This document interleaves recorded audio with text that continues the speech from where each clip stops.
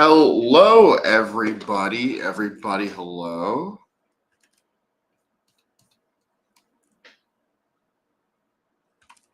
How are you guys doing today? Oh, looks like we have no one on here. Let's see.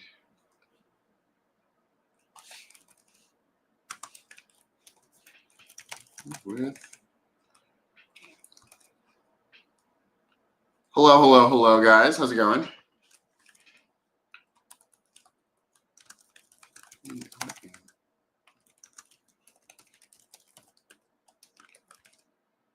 Hello.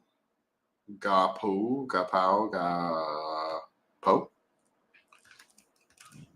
How's you guys' week been? What's up, Ashy?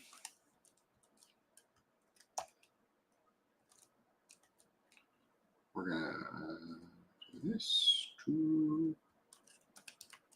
I just post.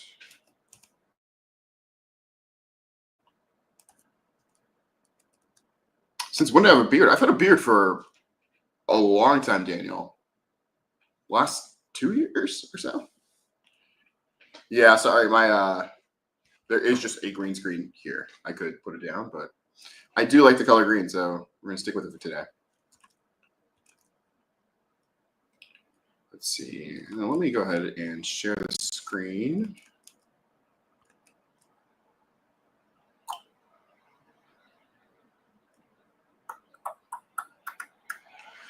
All right, so I think we're just gonna get into it. Let me check really quick just to make sure we don't have any additional critiques to add, but we should be good.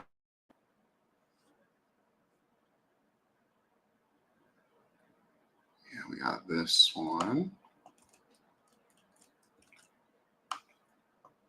Very cool. So let's see. Let's answer some questions first. So, bro, I've been trying to outreach to agencies and creators, but not getting a response. Like, they don't even open emails. Yeah, I mean, that is a thing. I will say, and I'm not going to open my email and show this, a lot of cold outreach that I get ends up getting sent directly to my spam folder. And so I don't even see it, to be quite honest. And so often it's not even a matter of me being, oh, I'm not going to read my emails. And sometimes it is just, you're not getting through. So if you're using email especially, I would look into other ways of doing that, like messaging people on LinkedIn, et cetera, because spam filters are super sophisticated. Welcome, Justin, to your first live, and welcome to copywriting, and welcome to the mega course and all that great stuff. Glad to have you here, dude. Yeah, so I guess before we start, for those of you who don't know, this is a Whetstone Wednesday on a Saturday. And what that means is that we're going to be critiquing copy that some of our Patreon people have submitted. Feel free to ask questions in the chat and feel free to give your thoughts on the copy that's being critiqued. This is like a participation thing. So, the more you get, the more fun this is, the more fun I have, the more we do these. So, yeah. Let's get into it now. Here we go. Is this better? This is better. Cool. And then let me zoom in. So this first piece of copy we have are some email lifts from somebody.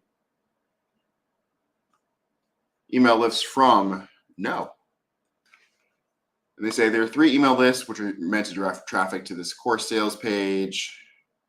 I think we've looked at this before. It looks like a fertility class course kind of thing. Their audience is English-speaking women ages 41 to 51 from the US, UK, and Europe, so English-speaking world, who are looking to become more fertile and conceive, either naturally or through IVF. Awareness are women of 40 plus who consciously want some fulfillment of their desire to become a mom. They want a solution to the problem of infertility, but they're not aware of the real cause of their infertility, the UMOP.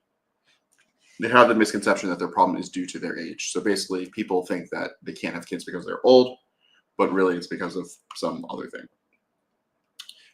These emails are going to be sent to a segment that is opted into a free ebook or paid for a paid ebook, but hasn't bought any of the client's other offers from higher up the ladder, such as the course or coaching services. Cool. And these have not been sent out yet. Cool. So we can click here. Let's see. How long do you plan this call being? Usually we just go until we're done, and that's typically around an hour and a half, 2.5 hours. We don't have a ton of copy today, but if we end up going short, I'm happy to stick around and do Q&A or, chat about whatever you guys want to talk about. So, they do feel like they're 17 hours long, but they are not actually 17 hours long. All right, cool. So we have some subject lines for this first email. 41 with poor sperm. Doctors couldn't help. Then he had a breakthrough. Is your partner struggling with poor sperm? You need to read this. If your partner has poor sperm or motility / morphology, you need to read this. It's about these strategies that blah, blah, blah, blah, blah. Cool. Now we're going to get into the email. Right. Does your partner have poor sperm? Struggling with poor motility and morphology? Because Ava and her partner Mark had the same problem until they discovered this holistic solution and conceived their baby boy naturally. No IVF. See, Ava's partner had unhealthy sperm with poor motility and morphology. I think this is a repeat of this line. I guess maybe this is an alt. Okay. Okay, this is like a confusing way to lay this out. I think if you wanted just to suggest this as an alt, like comment that or something, because it was hard to kind of intuit. They had consulted a fertility doctor and did as he said. They had tried everything. Still, nothing seemed to improve his sperm until they were desperate for a BFP, fighting against the ticking biological clock, considering IVF, until Ava convinced her partner to try a different approach to fix his sperm. She got her 41-year-old partner to implement these holistic science-backed strategies into his life. These strategies allowed him to finally improve his sperm motility and morphology, enabling them to conceive a healthy baby boy naturally without IVF at the ages of 40 and 41. So, mama, if your partner's poor sperm is preventing you from conceiving your miracle baby, then these holistic science-backed strategies should help. Wishing you success on your journey, Rebecca Ramsey. P.S. These holistic science-backed strategies won't just help him become fertile, they will also help you. That's because these strategies also allowed me to naturally conceive 2 healthy babies at the ages of 43 to 46, even after my doctor diagnosed me with early menopause and told me donor eggs would be the only way at 41. Okay, so we have an email. Yes, this video will stay up on our channel, so we can come back later and watch too. As Irev says, like under the live tab, you can just go back and watch our old stream. So yeah. So what do you guys think of this email?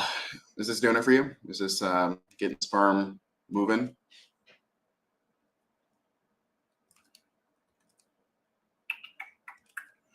I'll say first off, the biggest thing I notice immediately is just like how much repetition there is. And in a way that's not like super effective for me. So I guess to like back up a little bit, we need to think about what an email lift is supposed to do. The only job, the one job it has, is to get somebody to click the link in it to go to the next page. So we don't need to do a bunch of explaining. We don't need to do, a whole bunch of like proof and evidence. We just need to provoke enough like curiosity or intrigue in order to get that click to the next stage. So everything you do in this email needs to be setting up for that intrigue. I see you trying to do that with the subject line. So it's like kind of setting up the situation where it sounds like there isn't enough hope and then something happens. And so you're trying to capitalize off of the, oh my God, what happened that he had a breakthrough or that they had a breakthrough. And I think this can work. The problem is that like the subject line is like poor sperm, doctors can help, they need a breakthrough. And then it's like, does your partner have poor sperm? Do they have poor sperm? Because these people had poor sperm. And then there's still more poor sperm. And then they did these very, very generic things. And then his sperm still weren't better. And then I don't know what BFP is, but that then drove them to consider this thing until they did a thing to fix the sperm. And then they use these strategies that fix the sperm, blah, blah, blah, blah, blah. This is just like you're kind of saying the same thing over and over and over again. And it's not really doing anything extra for you. Like this email could literally be like, is your partner's poor sperm stopping you from having a baby? These people Ava and Mark had the same problem until they discovered these holistic solutions and conceived their baby boy, and then naturally. That's right. No IVF, no blah, blah, blah, blah, blah. Even though their doctor, even though nothing their fertility doctor had said worked, even though they felt like they tried everything, this one simple thing that they learned allowed them to conceive a baby naturally and have their miracle baby, whatever. Like you could have half the copy here and it would be saying the exact same thing with more effect. Yes. If Sean's female partner had poor sperm, this would not feel very persuasive. I think we also need to think about how does our phrasing affect the way in which people interpret things? Imagine you're in a situation and you're in the situation, you can't conceive a baby, and someone's just talking to you about your partner's poor sperm, and you're like, okay, I have 15 million things in my mind. I am disappointment, maybe my relationship strain, all these things. Is it somebody's fault? Is it not someone's fault? And then you get this email just talking about poor sperm. Poor sperm is kind of besides the point at this point. Yes, you might want something that will help that situation specifically, but are you going to think about it in poor sperm terms? Probably not. At the point at which we're talking about the morphology and motility of sperm, we're in such a technical area that probably someone who is thinking about that as the problem that they're facing is not going to be this sort of person who is going to be interested in trying holistic remedies for that, unless they're so far at the point of desperation that they're I will try anything, in which case you don't even need to talk about that kind of stuff. You just need a more generic message signaling, hey, even if you've tried a whole bunch of things and nothing's worked, this might work for you. So I would just back up a ton, ditch all the talk about sperm specifically, and just say hey, if you and your partner are having trouble conceiving, even if everything you've tried hasn't worked, even if your doctors have failed you, this might be the thing for you. Is a very basic message that will break through with lots of different types of people. This PS feels weak, way too many words. Yeah, I think the problem with this PS too is that it's also a different idea. It seems like what you're trying to do in this email is talk about sperm, so the male side of things specifically, and then your PS at the end is this tacked on, oh, by the way, also if your womb as a woman is the problem, it might help you too. This should just be a different email. Okay, so that's one down. Next piece of copy. Here, let's come back to this one in a second, because this is much more we can nerd out on this. All right, we got more lifts. This is lift email using the DIC framework. Sorry, train. Can you guys hear that in the background? Okay. I don't like the term poor sperm. Does the reader really lay awake at night thinking, I wish my partner had amazing sperm? Or do they say, what the heck do I have to do to have a baby? This is exactly the point, where these are not the terms your target audience is thinking about the problem through. So using these terms, not only is it not going to break through with them, but also sort of is negative credibility because it demonstrates that you don't understand where they're coming from. yeah, so that's like a really tough thing. Advice for the last person too would be to like go to some of these like fertility support groups on Facebook, on Reddit, on these mom websites, and just really read into how people talk about these issues, because they are not talking about poor sperm. They're talking about a lot of other things. Okay, but yes, more emails. So contacts. It's a warm list that sends out life hack book recommendations. Again, this is a lift, so they're trying to get somebody to click to go to some sort of landing page. Is there a link here? No link. Okay, cool. Subject line: how a 1% start is the key to 3,760% gains. I'll say I like the specificity here. I do think that this should just be like a percent sign, because reading percent is trickier, makes it clunky, harder to get through. So use tiny habits for massive wins. You can definitely beat this preview text, because also this is giving away the entire message, I'm sure, that like you have to say in here. And so if you say 1% start is the key, like, well, one, I would say, like, say how like this 1% start, so like make it feel specific, like you're talking about a very specific thing, is the key to this percent gains. Make it sound like there is a thing you're actually pointing to, like a specific sort of hack. Then don't give away what like the whole moral of the story is in the preview text, because at that point there's no reason for someone to click the email.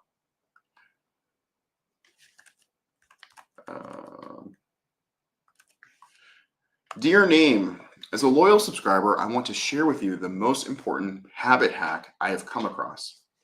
You'll see simple actions done correctly can skyrocket your gains by 37x. The secrets will be revealed by James Clear from his best-selling book with over 25 million copies sold.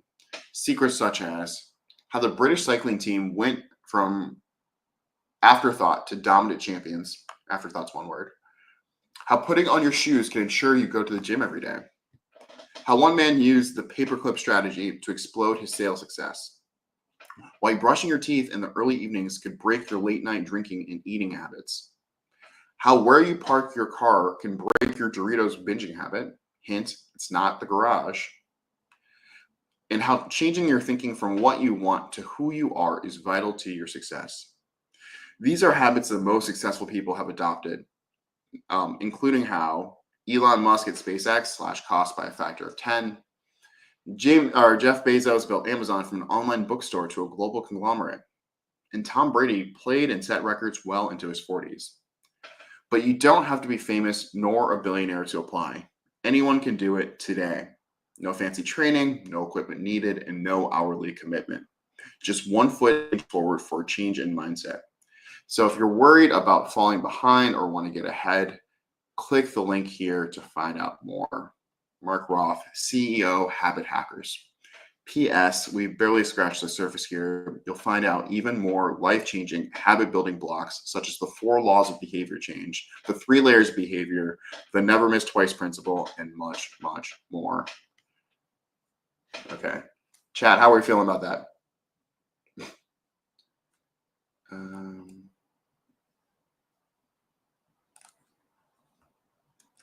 I think first things first, I think there are a lot of good things you can use in this, but overall it does feel like you kind of just employed the spray and pray strategy, where you've just thrown everything into this email, and the result is that it doesn't necessarily feel coherent,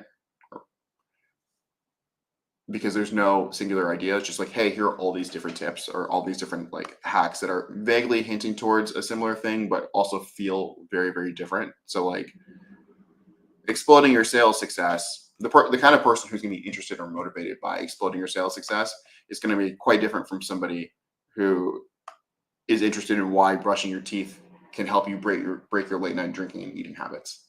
These are 2 very different problems, and so putting these 2 things right next to each other in the same email is going to be like a little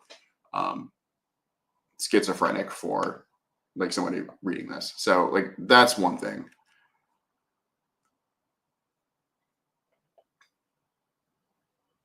Let's see. Rev says, I'd like the email, but I think he brought James Clear in way too early. Now it's not really your solution to my problems. It's James Clear's. Yeah. I think that is an interesting thing. So the context of this email is that the email list is about sending out life hack or like these life hack book recommendations. And so compared to like the average list, I think it's maybe a little bit less bad because the whole point is that people are looking for authors who carry this authority to be talking about these topics. And so like giving away who the person is isn't necessarily a bad thing because you are saying that they're his ideas that are valuable and that people should want to learn from. With that said, it does feel like this has been set up a little bit backwards because again, the whole point of this email is to get people to click this link. And so we need to build that intrigue, build that curiosity, build that sort of like incentive to get people to click it. And so rather than leading with like, hey, here's like this guy who has a book with over 25 million copies sold with these secrets that are about kind of like everyday stuff. Why not start with like these really big things? So like, you know, dear person, as a loyal subscriber, I want to share with you some of the most transformational life hacks or habit hacks I've ever seen. These are the habits the most successful people in the world have adopted to get to where they are. People like Elon Musk, who at SpaceX slashed cost by a factor of 10 while skyrocketing shareholder value. How Jeff Bezos built Amazon from an online bookstore in his garage to a global conglomerate that's redefined e-commerce. And Tom Brady, who dominated the NFL for 20 years. That stuff is amazing. But what's even more amazing is that you don't have to be famous or a billionaire to apply these techniques to your life. These techniques are the secret to how, and then you get into this stuff. These are the same secrets that like unlock things like this, and then you kind of reframe these things from much more like, hey, here's a fancy, notable framing for these things to like talk about the influence. So, for example, like these are the same secrets that explain how putting on your shoes is actually the key to going to the gym consistently, or how the paperclip strategy can explode your sales success. Start like really, really big and then thread through how those same principles apply to these things that like everyday people want to benefit from and want to actually like apply to their own lives. And then you can kind of come back to yes, it's true, and you don't need any fancy equipment, you don't need any fancy training, there's no hourly commitment. But if you apply these simple secrets, you will, be able to reap their benefits, blah, blah, blah, blah, blah. What I imagine is that this is like, you do 1% better every day. And by the end of the year, you'll have like, I think this is the number 37x your output or something. That's a principle that a lot of people are familiar with. So if you even like hinted that too much, people are going to figure it out in the email and not feel like they have to click. So I would put away anything that's talking about inching forward towards progress, cutting out anything that's like, oh, just do a little bit more every day, or consistent improvement. Make it sound like it's this really big stuff, point towards the outcome, and people be like, holy shit, how do I do that? Because if I could do this stuff, or if they could do this stuff with it, surely I could do this stuff in my life. Click the link. For this PS too, it feels like you're kind of throwing the kitchen sink at it. You really need to stick to one idea here. And so don't introduce like, okay, but like, what is the habit? Like, what are the 4 laws of behavior change? What are the 3 laws of behavior? The never miss twice principle. Like, I have no context for these things, and you're just kind of adding them as afterthoughts without explaining them or explaining how they connect back to the value presented in like the primary part of your email here. So I would honestly just leave this out, or have this PS like hint at something else, like another secret or another benefit within this idea to sort of give them another reason to click. Everything should be building towards your one idea. Okay, I think, did I see some questions too? Kai does point out that these bullets could use a little bit of sprucing up. They're all how bullets with little to no warning bullets. I don't think you necessarily need warning bullets for this sort of thing, because you're really just pointing to like benefits and like beneficial outcomes. And so you don't need to be like, warning, like you're gonna be shocked by how much success you'll have, or if you don't do this, whatever. But I do think that his general point is good, in that like there needs to be more variety here. Just saying how this happened or how that happened.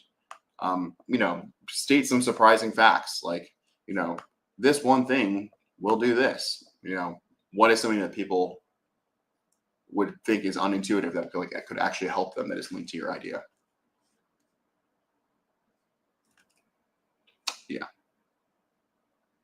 Yeah, Sierra says this correctly.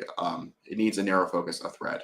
What is the one idea you're trying to like weave through that is going to like make this all feel coherent and worth looking on?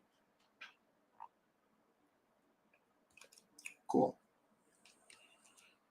Next, we'll come back to Sean's later. So now we have a landing page. Here's a wireframe for a free 5-day email course landing page for stressed out moms who feel like they've lost their identity and feel guilty for wanting time for themselves. Jesus. This is a client/friend, and I guess spec work, who is a life coach for moms. The goal is to get the reader to subscribe. The traffic will likely come from her LinkedIn and Instagram pages. Here's the link. The images are FPO, which means for placement only. So we shouldn't pay attention too much like that, what the actual images are. And then later on, once they've like figured out what they want to do here, they'll go back and they'll add like actual proper images. Cool. So we got a landing page. So the back to me guide. You've built a beautiful life, but where are you in it? A free 5-day email series about achieving personal happiness as a mom, even if your kids complain, your husband tells you to relax, and nobody helps. Send me the guide. Being a mom is hard. Actually, let's just back up. Let's just do this one bit at a time. So imagine, chat, we are moms. We feel unappreciated. We feel lost. We feel like we are serving everyone in our lives, and that is like only our role. Where we, before we were a mom, before we were married, we had friends, we had family. We felt like we were working towards things so that we could become better people. And now we've looked up 10, 15 years later, and it feels like we are just feeders and cleaners and, instrumental to everyone else's lives, but we've lost our own personal identity. So we've seen an Instagram post, we're like, oh my God, that is me. That makes me feel so seen. Or a LinkedIn post that's talking about how, it's so common for moms to feel this way. And we're like, yes, finally. And so we click a link. And then we get to this page. And we hear, you've built a beautiful life, but where are you in it? I think this clicks for me. It's like, you were working to have all these things, but now that you have them, you don't feel fulfilled, or you don't feel like seen. And that is a kind of cool line to land on. I think the subject copy is not for me. A free 5-day email series about achieving personal happiness as a mom, even if your kids complain, your husband tells you to relax, and nobody helps. Even if the only thing that's going to happen is this 5-day email series, I don't think you should position it like that. I think it's more a community. It's more resources. It's more focusing on like what they're going to get about it. I don't even know if I would want to say, resources for achieving personal happiness as a mom, blah, blah, blah, blah, blah. I do think that this second half of the sentence is wrong, or I think it's kind of like mistargeting a little bit. This person has signed up to be a mom. They've signed up to be a wife. They've signed up for all the things in their life. They think that their life is beautiful. The problem isn't that people are complaining or people are trying to relax. It's that they don't feel fulfilled. And so we shouldn't say like find happiness even if your kids complain. It's about finding happiness even through the sacrifices you've had to make to get to this point. It's about a bunch of other stuff. So I wouldn't like kind of throw the kids and the husband under the bus, because those things are not the real problem here. And then of course tweak the CTA towards like however you tweak this subcopy here. All right, next section. Being a mom is hard. A 2024 University of Southern California study said, you're missing a word here, according to, found that mothers are responsible for 73% of mentally demanding household tasks compared to their partner's 27%. Pulled in a million different directions at once, you feel guilty for being impatient, guilty for not being 100% present, and even guilty for handing your kid a tablet when you need a little break. It's easy to lose yourself. Get Back to Me, or get the Back to Me guide, a free 5-day email series created to have you feeling like yourself again and not just a mom. Yeah. So I feel like you're beginning to run at two different ideas here. So the first is like this thing where the person wants to be a mom, they want to be a wife, they want to be doing all the things they're doing, but in actually doing those things, they feel like they've lost their sense of self. Like they've lost their sort of individual identity as a person and not just like somebody who has these roles in other people's lives. This here, though, you're getting into like the sort of unfairness of the way in which those roles play out. So this is like, I am not happy that I have a disproportionate amount of the household chores, which is a completely fair thing to feel, but that's very different from somebody who might want to be a stay-at-home mom, or who might want to be doing these tasks or feel like it's their job to do these tasks. And then this is even a third thing where it's like the guilt associated with like being burned out from these tasks, where it's like you feel guilty because you're impatient, or for being impatient. You feel guilty for not being present. You feel guilty for taking the easy route with your kids because you're burnt out. So now we have three different things. One, you don't feel present in your life. Two, you feel the way your life is set up is unfair. And three, you are suffering the emotional effects of burnout. And these are three very, very different things. They might all show up a little bit like within each other, but like in terms of how we're messaging, like you need to focus on just one. I think this here is like a very weak CTA. Like if you're gonna say it's easy to lose yourself, explain why that is. Is it, you could say here, mothers are according to the 2024 study, mothers are responsible for 73% of all these tasks, and that's not even talking about making sure kids are taken care of, taking them to school, preparing lunches, cleaning up after them, scheduling play dates, taking them to soccer practice, and then you talk about struggling to have a connection with your partner who's always working, or all the 15 million other things that people in this position have to focus from that make them lose sense of their self, just as justification for why they feel this way. So it's natural, and science supports that you feel this way, and so no one blames you. That's why I made this guide, whoever I am, to support people like you in this position. This CTA should be a little bit softer because you're coming off of it's easy to lose yourself. Get the guide, get the whatever, but this is a little bit too enthusiastic for tonally where this is.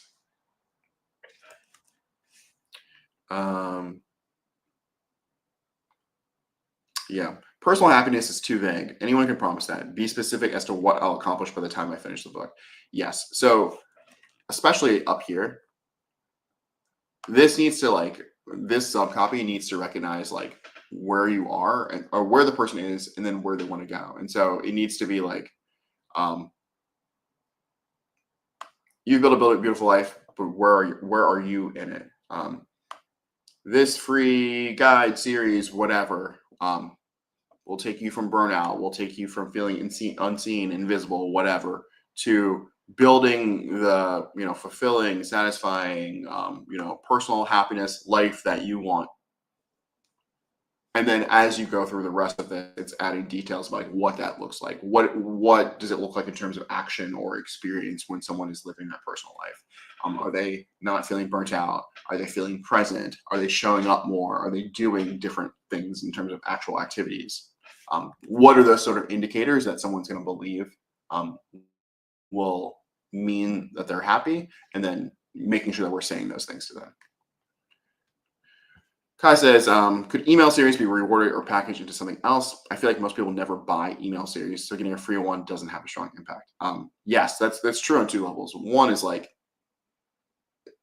a free email series, like, I buy cookies online and I get a free email series from that. So yes, the sort of value of getting a free email series is going to be perceived as pretty low. I also think that like, in terms of emotional value or impact, if you ask me like, hey, you're suffering this like deeply emotional problem, would a free email series help? I would be like, no. So that does need to be reframed, because not only is it like the monetary value of that going to be perceived as low, but also someone's belief that something like that the thing could help is going to be lower if they think that they're just going to get a couple of emails. This is the kind of thing that people go to like in-person therapy for. And so if you're like, yeah, I'm going to solve your problem through emails, most people are going to be like, I don't believe you.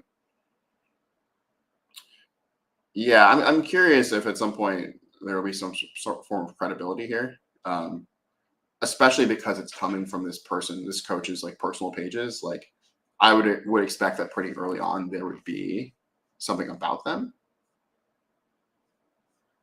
Yeah. So like I think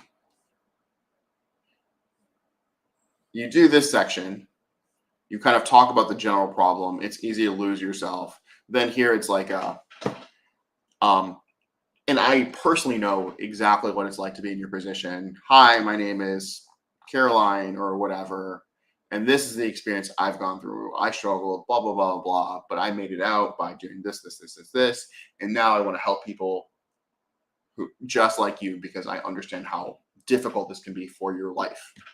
Then you segue into this section that then talks about other stuff, I guess. I think you absolutely have to leverage that credibility, because the only reason people are clicking this page is because they have seen this woman's credibility or the content she's posted and be like, oh yes, I agree with that. I believe in that.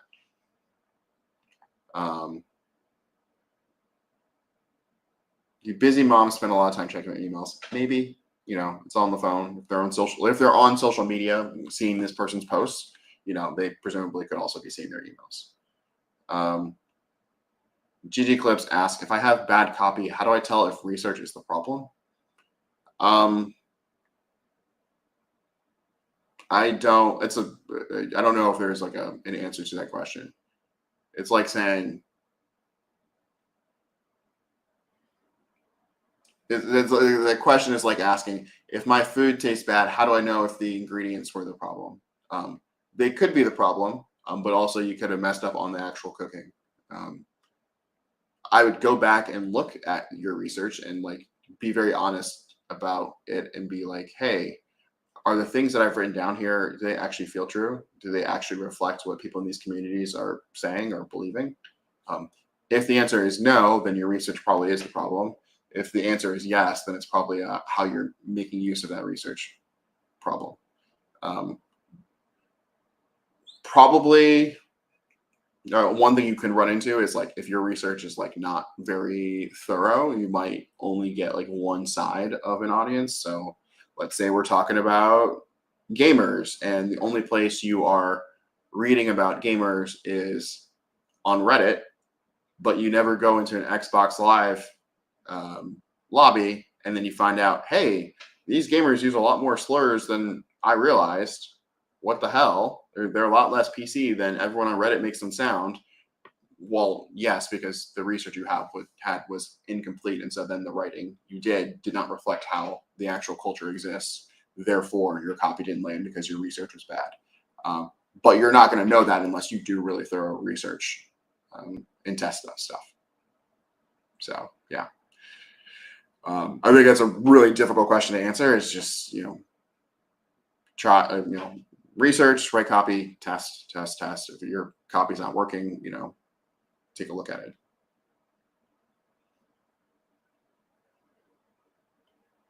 How to write solution-aware audience for local business ads.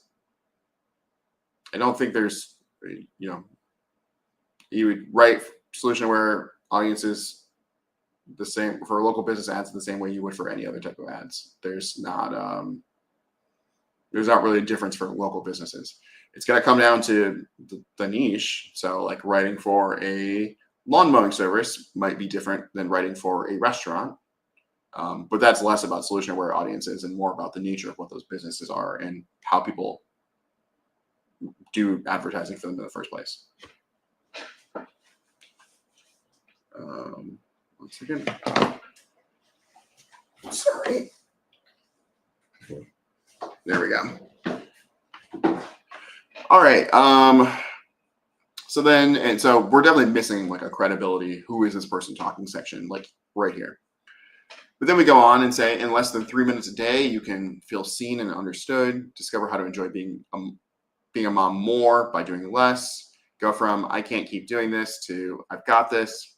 Find out how to relax and enjoy the personal space you need without feeling selfish. This is interesting. So on this timepiece, normally we try to emphasize, hey, you can get this benefit really, really fast. You don't need to invest a lot of time in order to reap the benefits, these massive benefits. And so the less time it takes to do something, the better. For this, though, I don't know if that's actually great, because one of the problems here is that this person feels like they've built a life that demands so much from them that they don't have the space and relatedly the time to like be their own person. And so while yes, it's great if you can like have this very like short practice that helps them reclaim some of that, I think what this person really wants is to have that space and time for themselves without feeling selfish. And so saying, hey, you can only have 3 minutes, or you're going to have 3 minutes a day to do this, and that's it, probably isn't actually as beneficial as it might sound. Because if this person could have 30 minutes, they might feel better. Now, I'm not saying that this needs to turn to like, hey, this 30-minute practice will, but I don't think that this not taking up enough time is going to be as much of a persuasive piece as it might seem. Now, the bullets here, I would definitely elaborate on this first one. Feel seen and understood, so that what? By who? What happens when that happens? As it feels seen and heard by people who, you feel disconnected from, by your partner, by your husband, by, your family members, by your mom who thinks that you're being a big baby. Is there, and again, this is like you're kind of introducing multiple ideas, like, is there a problem that they don't enjoy being a mom? Because you've said that they've built this beautiful life. And so is the problem that like they don't enjoy the life, or is the problem that like enjoying that life or having that life requires that they not be something other than a mom? Because I don't think that the problem is that they don't enjoy being a mom. Go from I can't keep doing this to I've got this. Sure. There's probably a better way of saying I've got this. Like, I like wake up happy to do this, like, or something like that. Find out how to relax, enjoy the personal space you need without feeling selfish. I think this is like a good one because it's about reclaiming that space for yourself outside of the roles and obligations you have to everyone else in your life. Here's what you'll receive over 5 days. The number one reason why most moms are quietly miserable and how to fix that. The secret of having energy left at the end of the day. A proven way to feel like a good mom. How to believe you're enough when you're not doing it all. Finally, feel calm, clear, and like yourself again. The pause that heals. A 10-minute guided meditation to reconnect you to who you are as your own person, not just a parent. So some of these feel good. Some of these feel like not the thing. So like the why most moms are miserable. I don't think that's it. How to feel like a good mom without doing more, pleasing everyone. Like, if this whole thing is really about how to feel good being a mom, then that's valid and fair. But I feel like this entire thing needs like reorganizing then. How to believe you're enough when you're not doing it all feels like really the thing you should be hitting on. And the feeling like yourself again thing, like for sure. But if this is about feeling happy despite how demanding your life is, then like remove all the things that's saying that like the way your life is makes you unhappy, because I don't think that that's the thing. You love your kids, but and this feels like sort of like a tacked on section. And so I would just like nix this and then just have like another CT at the end, like with a little like enter your email button, like on a squeeze page. But yeah. The biggest takeaway here for me is just making sure that you have your one message and everything is leading up into that, because you have a few different ideas on this page, and I think that detracts from like what is otherwise a pretty good, compelling message. Let's see.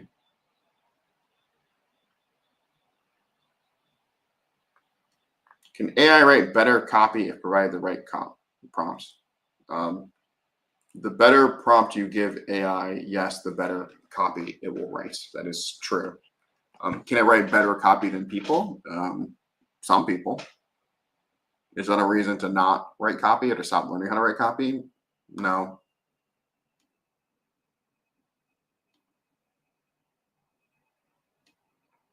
Yeah, we did a masterclass about bullet writing a while back, and I feel like we had like a whole bullet writing challenge that was on YouTube, and we did a bunch of live streams reviewing bullet copy. Definitely go back and like on our channel and look up like bullets, because we have a ton of stuff on this. I would imagine that moms, when stressed, get to a point where they feel like they are constantly at work when at home. So feeling good in this space again would really appeal to them, I feel. Absolutely the case. I think there's a really delicate line here where this person likes their life. They like that they're a mom. They love their kids. They love their husband, whatever. They like the things they do. And there is overwhelm. There's exhaustion. There is the sort of having to sacrifice your personal wants, needs, and desires in order to do those roles effectively. And so that is a sacrifice that they are happy to make because they love the people in their life. And that comes with the side effect of feeling like they are at work at home. And because they're at home, there isn't like a very easy turn off point. And so it can feel like you're always having to be on, always having to perform for everyone else. And that can end up being a very bad feeling and lead to things like burnout. And so that's like a really big problem here. And so when we're saying this person needs space for themselves, it's not just like you need to be able to like step back, but it's also about, how is it that like always being in that same physical space can be triggering, or can, even when you have the time off, make it really hard for you to sort of turn off and focus on like the things that would bring you personal happiness and peace in that moment. So like this is like a really, really deep, rich territory, and there's so many things to talk about here. I just think we really need to be careful that we're not framing like, hey, your kids and husband are making you suffer, because those are things that this person has signed up for and like love to do. And yes, it is ironic that we're going from, hey, you can't have kids, to now, oh God, those fucking kids. Yeah. Look, more moms. So moms helping moms squeeze page. So this is a portfolio practice piece for a squeeze page. This is for a mom support / help online community. Oh, cool. Very simple. So can we, is it view, settings, page up? Just gonna change this for you. Okay, so for people who don't know what I just did, basically on Google Docs, you can go to File, Page Setup. The default thing is have it like on Pages, so like a printer view basically.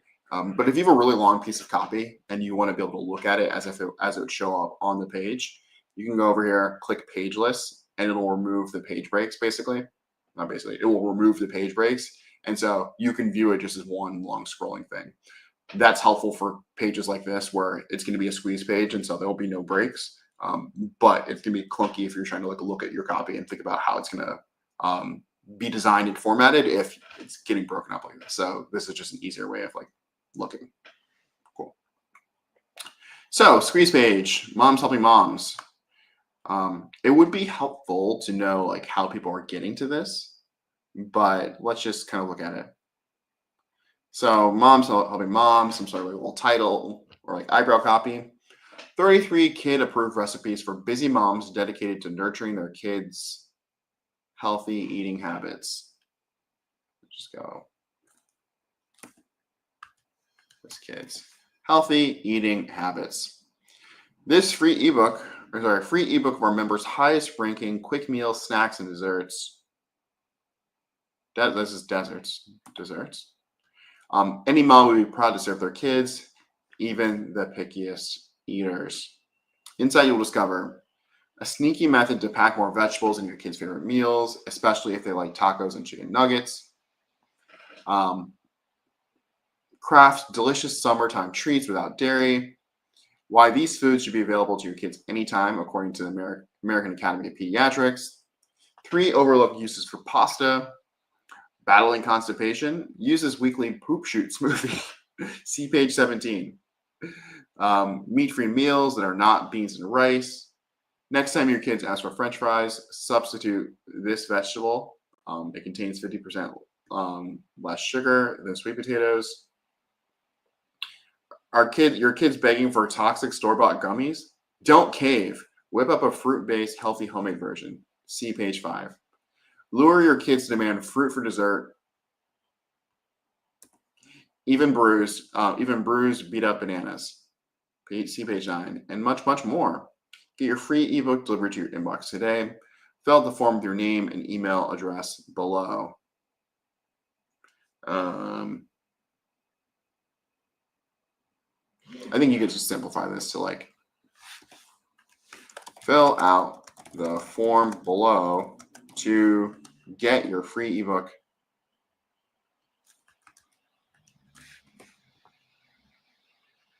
And instead of today, make it sound like it could be anytime today. Deliver it to your inbox. You could say deliver it straight to your inbox if you really wanted to. And put a little colon here. Great. Yeah, so I don't know how this would do as a squeeze page, but you've written a bunch of bullets here, so let's talk about them.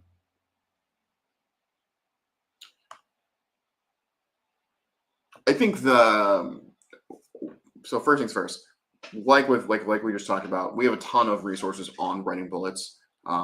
Bullets are a great way to practice writing copy. So this is like a great exercise that you've done here, and will only make you better. But one, go check out our YouTube channel. We have tons of stuff on there. If you have access to like our past master classes, Sean did a whole one on writing bullets specifically. And so that'll really help you here. I think a lot of these are pretty good, to be honest. There's like some slight tweaks that I would make to some of these to like just punch them up a bit more. So for example, like with this first one, a sneaky method to pack more vegetables in your kids' favorite meals, especially if they like tacos and chicken nuggets.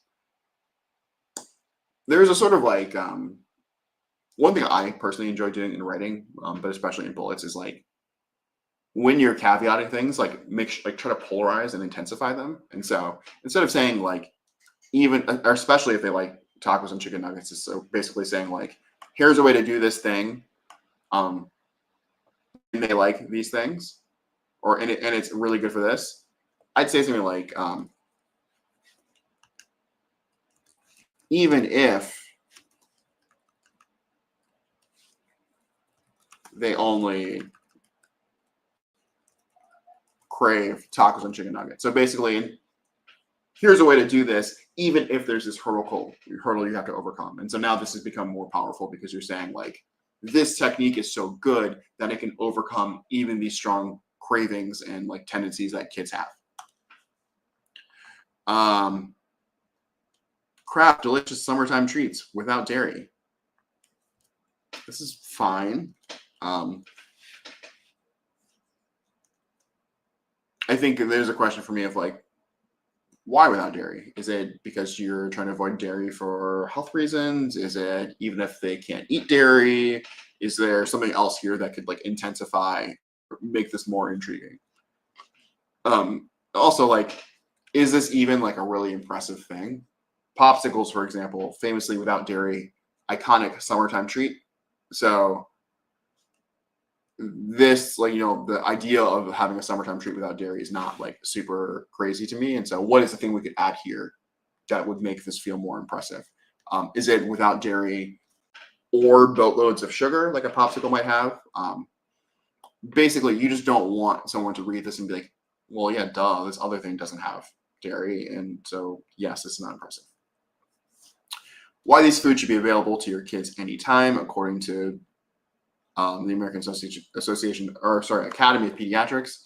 I would just add some specificity here. Which foods? Is it these 3 foods, these 5 foods? Make it feel like you're pointing at like a specific number of foods or a specific type of food, so people be like, oh my God, what is the thing? As opposed to just a general, oh yeah, there are foods that this academy says that kids should have. No, tell us like which 3 things it is. What are these secret foods that doctors think that kids should always be eating? Question. Rod, is the e-marketer course necessary for a freelancer who's not really interested in the agency ground? At least as a general thing, none of our paid products are necessary. We'll say that. Our free stuff, more than enough to like get started, to like actually go pretty far into your career. There are lots of people who have only used our free stuff and gone on to have successful careers, both at agencies and as freelancers. More specifically, like, I think the EMP is more about taking you from just being a copywriter to having a little bit broader, marketing knowledge. And so I would frame it less as about whether or not you want to work in an agency and more about like what types of services you want to offer clients. If you are happy to just write copy and, think about funnels in that way, like, you don't need it at all. If eventually you want to, be a little bit more active in like the full funnel of marketing for your clients and, thinking about how to help them set up offers and all that other great stuff, it might be helpful to you, even if you are freelance. Yeah, cool. 3 overlooked uses for pasta. Why should I care about this?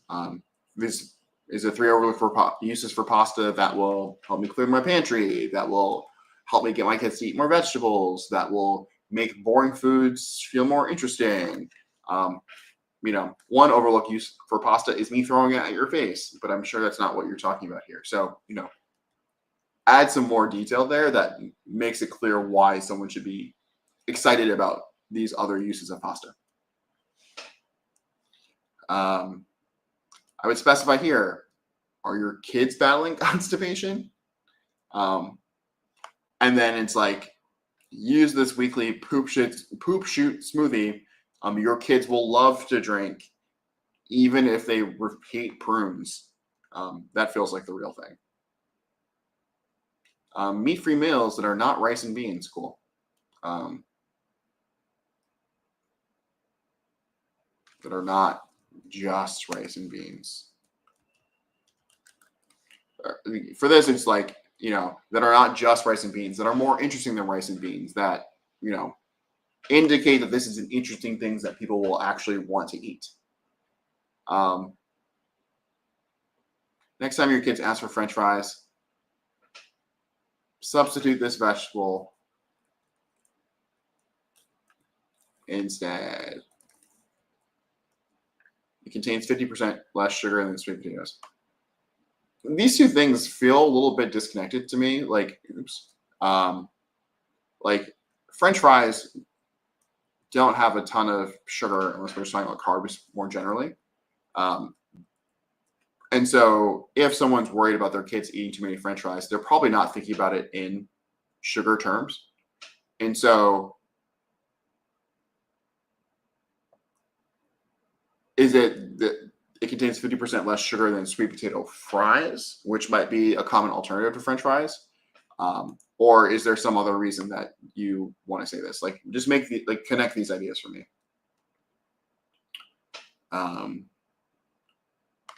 Kids paying for toxic store-bought gummies. Is the average parent thinking that gummies are toxic, or are they thinking that they are unhealthy? Because that's a pretty big difference. There are certainly some people who think that gummies are toxic, but just be very careful. Is that really your target audience here? Yeah. Okay, cool. Yeah. Definitely just go back, check out our bullet writing resources. That will help a lot. And yeah, but overall, pretty good stuff.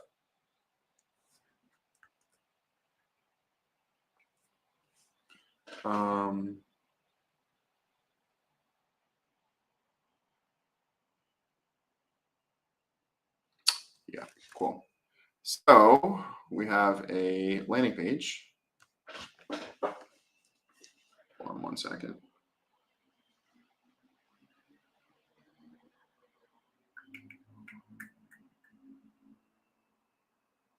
Cool. Okay. Hello, Rod. This is a SEO service page for a dental office. Leads will get here through Google Ads, targeting keywords emergency dentist and Olathe. Cool. It's incomplete in many sections, but I've added the sections heading so you can see where the page is going. Great. Can you give your opinion on the general setup, my hierarchy page, anything I should change, and are the beginning sections too verbose? Okay, great. The main idea is that the leads don't have to wait to get relief from tooth pain. Getting relief is possible even if it's late or the weekend or in service. And this service is how. Fantastic. Target audience, the person doing the search is likely to be experiencing a cracked tooth and tooth or gum pain. They may have a regular dentist whose office is closed on the weekends or is after 5 p.m. Some may have been putting off getting help because of lack of health insurance or believe that copay is unaffordable. Cool. Goal, get them to call or send an email. All right, great. This is great context. Thank you for that setup. Who is this?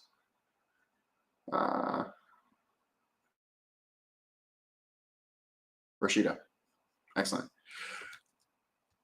Cool. So, logo, some sort of image. Expert emergency dentist in Olathe, Kansas, right? Kansas? Yes, Kansas. For these state things, it's double caps. It's a headline one. Okay, cool. So header, open 7 days a week for all your dental emergencies. Cool. Call us now, send an email, scrolling banner with accreditations here. Cool, great format. Because you're talking about here, you're pointing out like that they're open after 5 p.m. I would do some sort of signaling here to indicate that they're open like evenings or whatever. If it's 24 hours a day, you can 24 hours a day. If it's just like, open 7 days a week, day or night, just really point out that whenever the person is seeing this page, that they're available to help them. Because if they don't think you're open at 8 p.m., they're not going to call you at 8 p.m. even if you are open for business. So just indicate that, like, you have that wider range of hours, because that is a big deal, as you pointed out up here. So that's one thing. Image, picture of a person in pain from toothache recommended. Cool. And it's great that you've added this like alt image text here.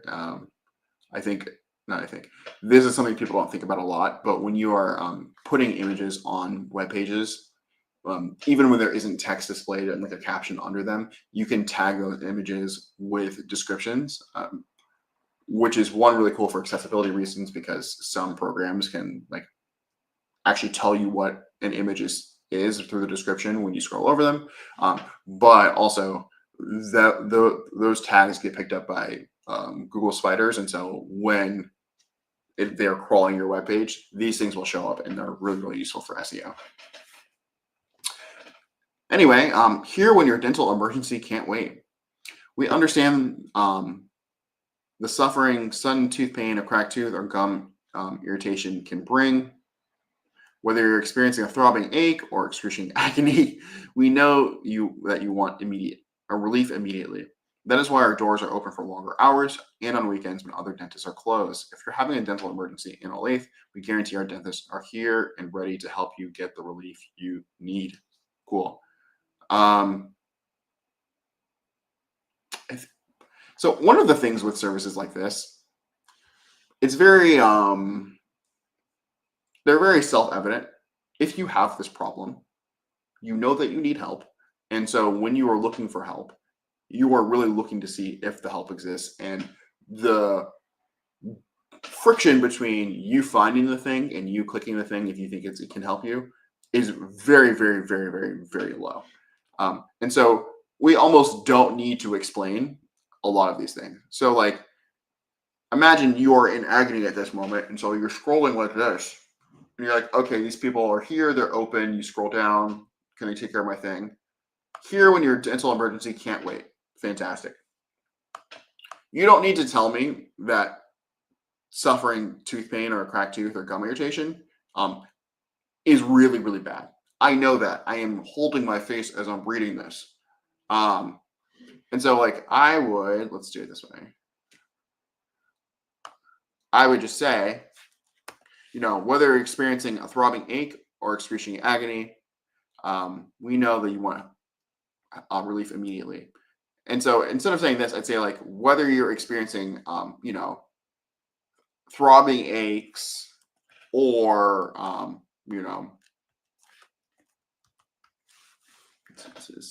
have a cracked tooth. So really what you're doing is you're demonstrating the sort of range of services that you accommodate. And so it's like, whether it's just your mouth is hurting, you don't know why, or you know exactly what happened and there's this crazy bad thing, we can help you. And so I would say, like, we're here to help you get relief now. So you're hurting now, we're here to help you get relief now. Or maybe like we know you need relief now.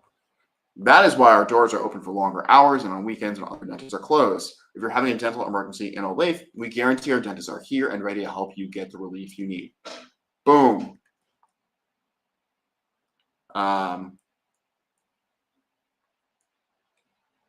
That's true. I also saw that some people try putting off because of finances. That's a great secondary thing and like really important to consider. And I saw you write that up there at the top, and that's really great. I think that in terms of like messaging hierarchy, that's going to be a secondary or tertiary thing. Because like when you're having the emergency, it's like, oh my God, this is so bad. I need someone who can help. And then you're like, okay, does this person do the thing that's relevant for me? Yes. Okay. Are they available for me right now? Are they even open? Yes. Okay, cool. Can they help me with the specific thing that I have? Okay, yes, they can help with like either, aches or, this actual thing that I know just happened to me. Great. Then it's, here's really why you shouldn't put it off. And so just kind of pushing on that urgency. And then down here, like you're talking about, then it's, we can help you even if you don't have insurance or prices or is like a pain point, whatever. So like, I think the way you've set it up here actually is right. Yeah.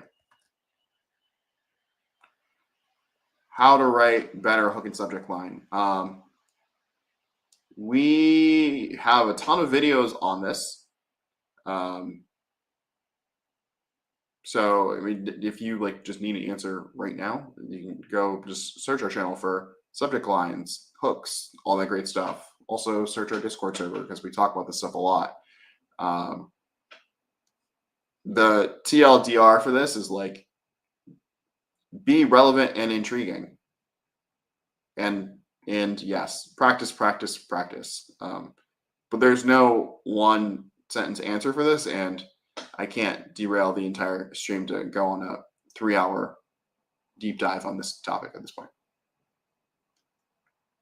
But we have answered this question before, so go look, please. That will not be happening today. All right, next section. So a toothache could be more serious than you think. I might reframe this a little bit just because not every person is going to have a toothache. And like the point you're trying to say here is like, let's do it, like reframe. Like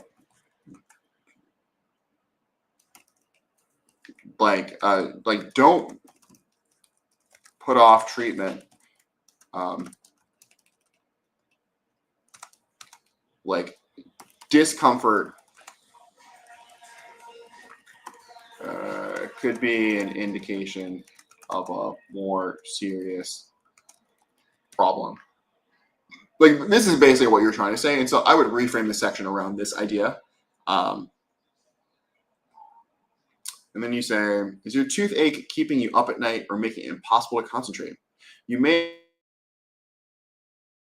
have tried at-home remedies like hydrogen peroxide or cold water, or perhaps you've been living on painkillers.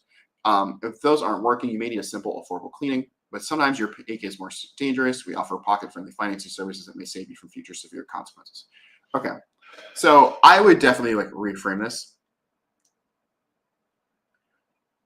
Like I wouldn't talk about simple at-home remedies like this.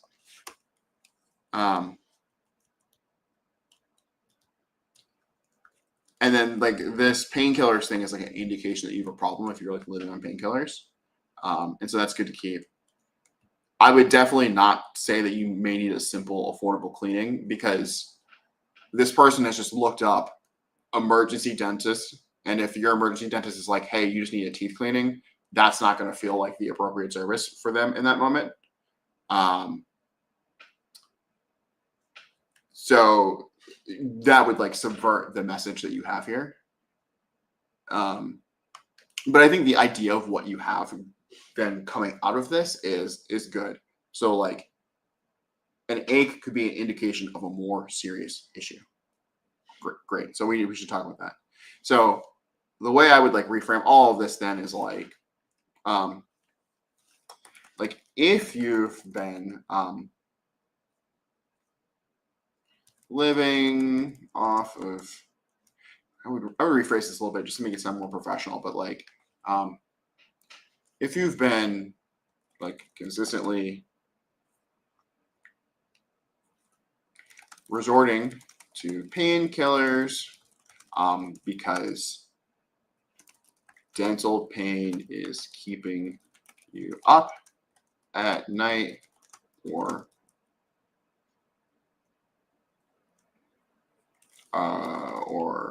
making it impossible to concentrate, we're here to help. Like long-lasting, pain or, aches and pains that don't subside could be an indication of a worsening problem that could lead to long-lasting complications. So we urge you to get in touch ASAP.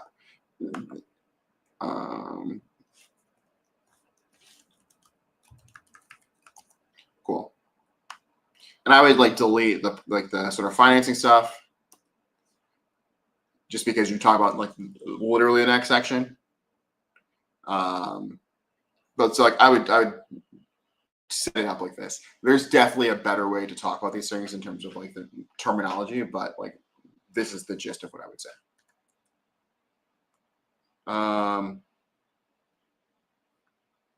Yeah.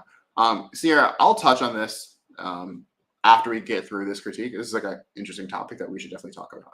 But I just want to acknowledge that I say your question. Wait, Sierra's question, where are you finding this copy review, is from the community critique section or one of Copy.net's exclusive communities. Basically, if you sign up for our Patreon, you get access to these community critiques. We do these sessions, I think usually once every week or two. And so they submit copy, we review them on there. We do also have like a just open community critiques section on Discord, but for these streams we don't pull from there. There's like a Whetstone Wednesday specific ones that you get by being a Copy Club member. And yeah, okay, cool. And then the last section is lack of insurance shouldn't stop you from getting help. I would reframe this again. Because it's this is like an emergency sort of thing, I'd say it more like reframe. We can help you now, even if you don't have insurance coverage. Okay. Or like, maybe flexible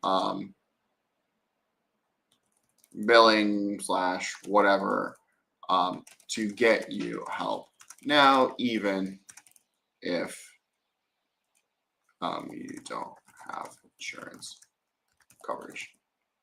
And so make it more about like getting help now, and we can get you that help now, even if you don't have insurance. Cool. Your future health is priceless. Don't let a lack of health insurance put in jeopardy. We welcome both insured and uninsured patients, from discounts for cash payments to affordable, no interest or low interest payment plans, so you can take care of your dental emergency today. No waiting needed. That's great. Good job. Call us now. Contact by email. Love it. Open weekends, extended hours, pediatric emergencies. So residential close. We're here. Cool. And period. Offer extended hours on competitions later in the night or the wee hours of the morning. I'd say early hours of the morning. You're low when it hurts. You'll do anything to help you.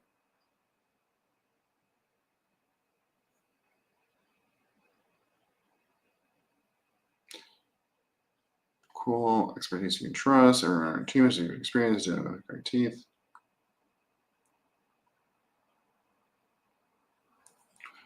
Our dental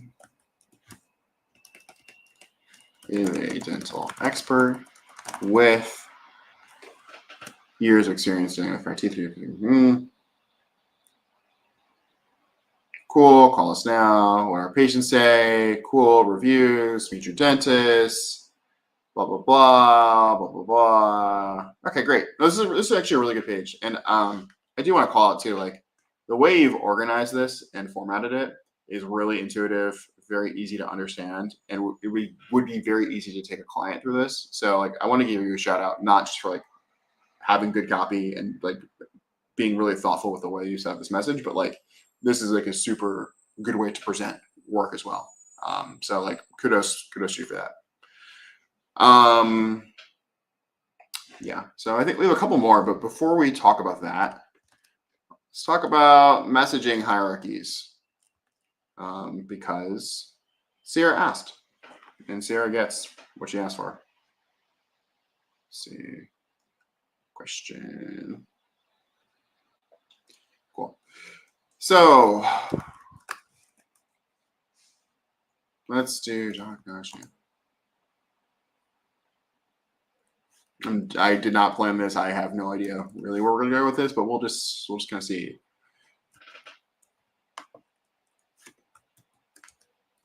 messaging hierarchies. We'll do this size. Bold, great. 11, great. No caps. So what is a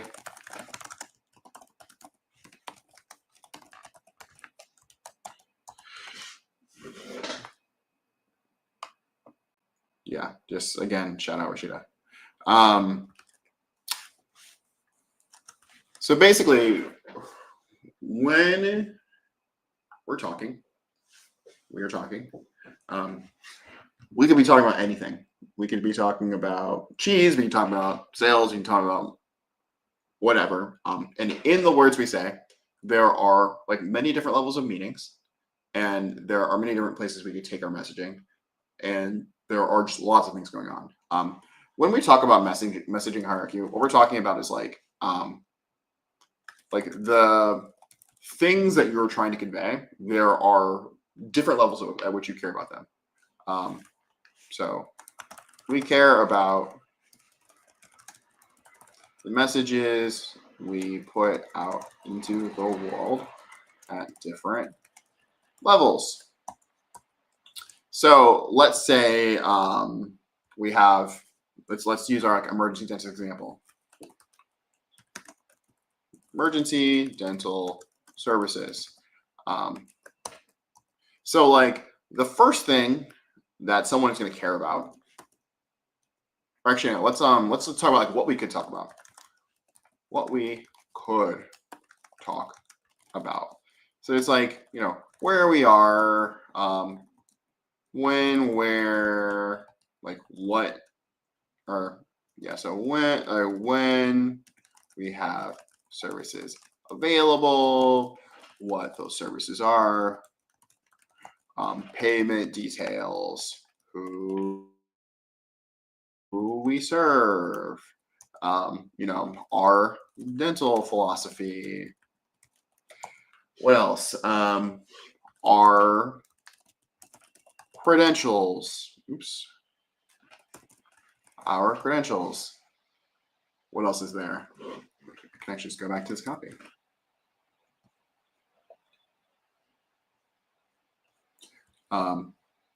Why dental treatment is important. And what else? You know, what our patients say about us. So like testimonials.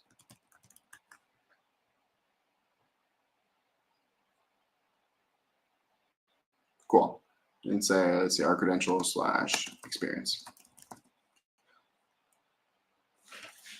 Blow this up a little bit.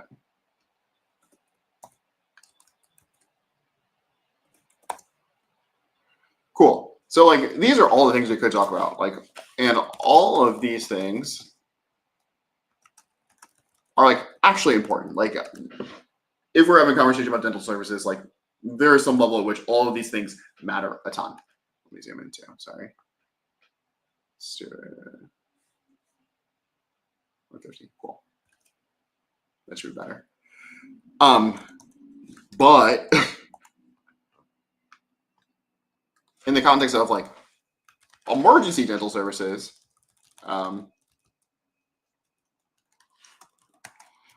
in context, not all of those things are equally important.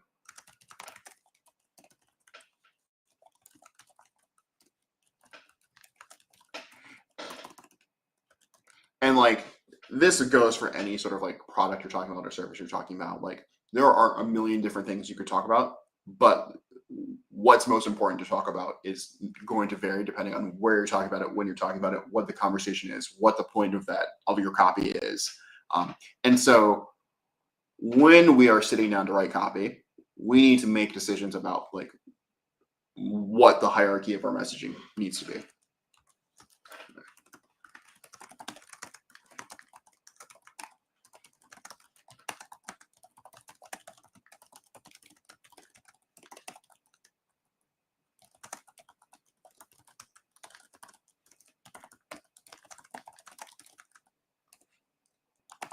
Cool. And so what that means is we need to make a hierarchy of our messaging.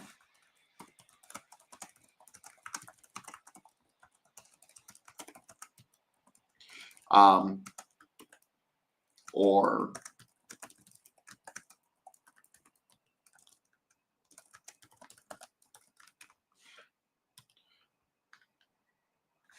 cool. So going back to like that emergency dental example, no, you're not really late, but also you can go back and watch the live stream. It'll be here forever. We probably went through your copy already, but if not, let me know. You can also just tell me what your thing was in chat, and I'll tell you if we went through it. So emergency dental services.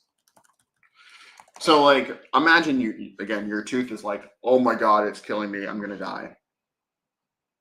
What is like the most important thing for that audience person? Like what is the thing that is going to make them be like, holy shit, I need to know this thing about like your dental office?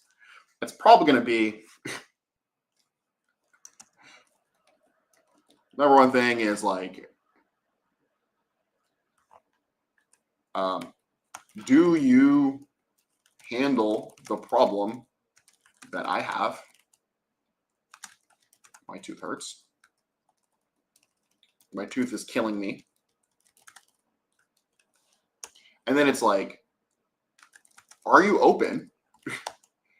And then it's,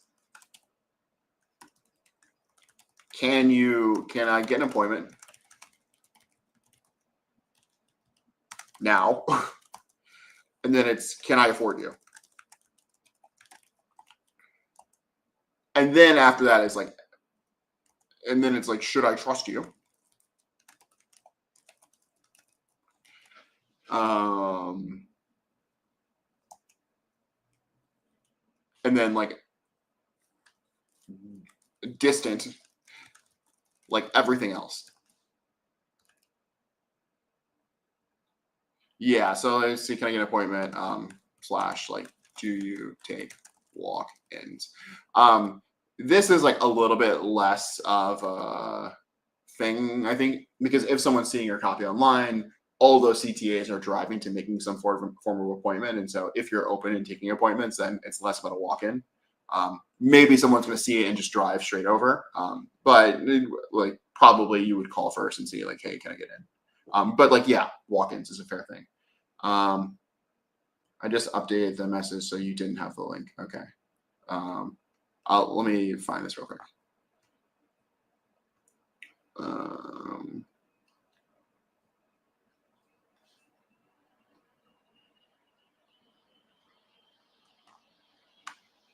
Okay. Yeah, I found your thing. So we'll put this here. Cool. So like, so when we talk about like the messaging hierarchy, then, I'm sorry, what do your target audience care about? So, like, the messages we prioritize in our copy need to reflect our audience's priorities in like our services.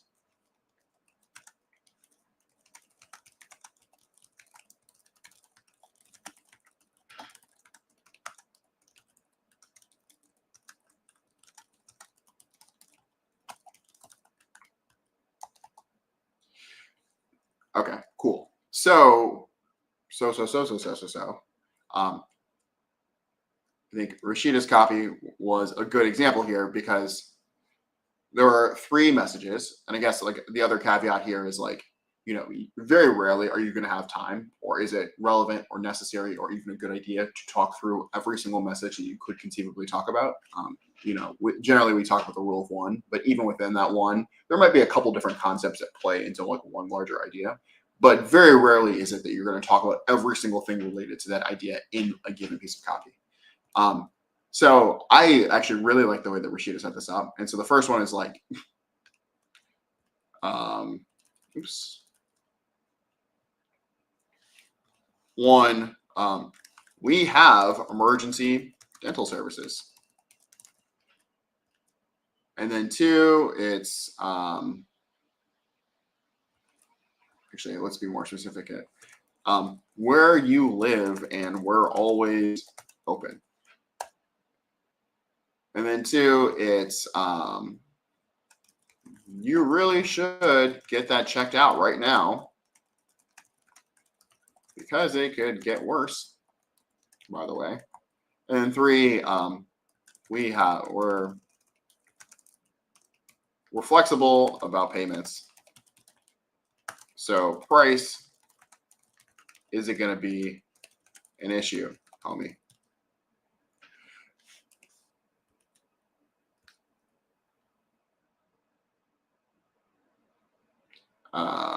Yeah. So their hierarchy of stuff they care about is like, do you handle the problem that I have? Yes, we have emergency dental services. Are you open? Yes, we're always open, or we're more open than other people. Can I get an appointment? I feel like we talk about this. All of this stuff is driving to getting an appointment. Can I afford you? Yes, we talk about this stuff. Should I trust you? Yes, like down the page we have, why you should trust us / our expertise. And then everything else. And so I don't really think you talk about dental philosophy, but that's fine because it's everything else. We have testimonials down there that'll be built out, but like in a moment in which your pain is so bad you think you're going to die, you're probably not looking for testimonials. You're probably just looking at like all these other things first. Who we serve, you did address that in there, and so that's good. But in terms of like what we talk about and like how soon we're talking about it, like the messages that Rashida chose to emphasize did follow that hierarchy of what her target audience or what their target audience cares about. And so when we talk about messaging hierarchy, this is what we're talking about. Does the way in which you are, laying, or the order in which you're laying out and prioritizing the messages within your copy reflect the hierarchy of like things that your target audience actually cares about? If Rashida had spent the entire page talking about, oh my God, we have all these credentials and here's all these things all these trainings that we've done. We have 75 million years of experience before talking about, hey, we're open at that place you live. That would have been really dumb for a lot of reasons. So yes, when we talk about messaging hierarchy, that's what we're talking about. Messaging, well, let's say this hierarchy, quick notes for stream. Does that make sense, Sierra? And everybody else? Do you guys have more questions about this? I'm happy to talk about this more, but.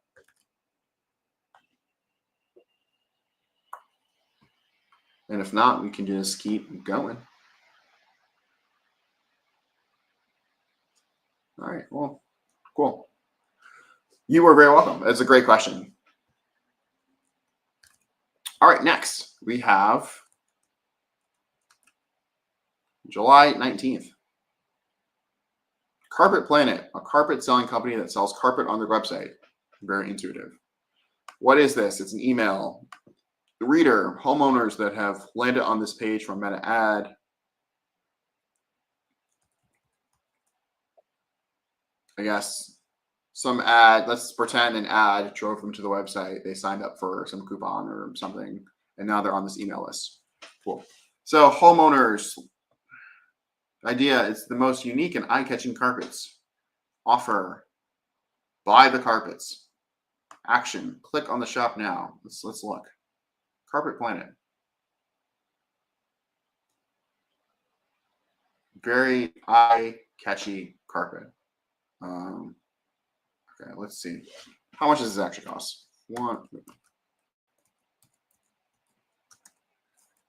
RS2 USD. So like a $500 carpet. So pretty expensive. Cool. Practice copy. Great. So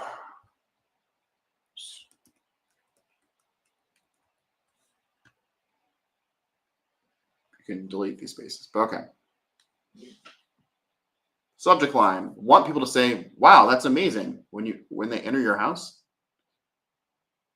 Preview text. Now amaze everyone with the most unique designs they have seen.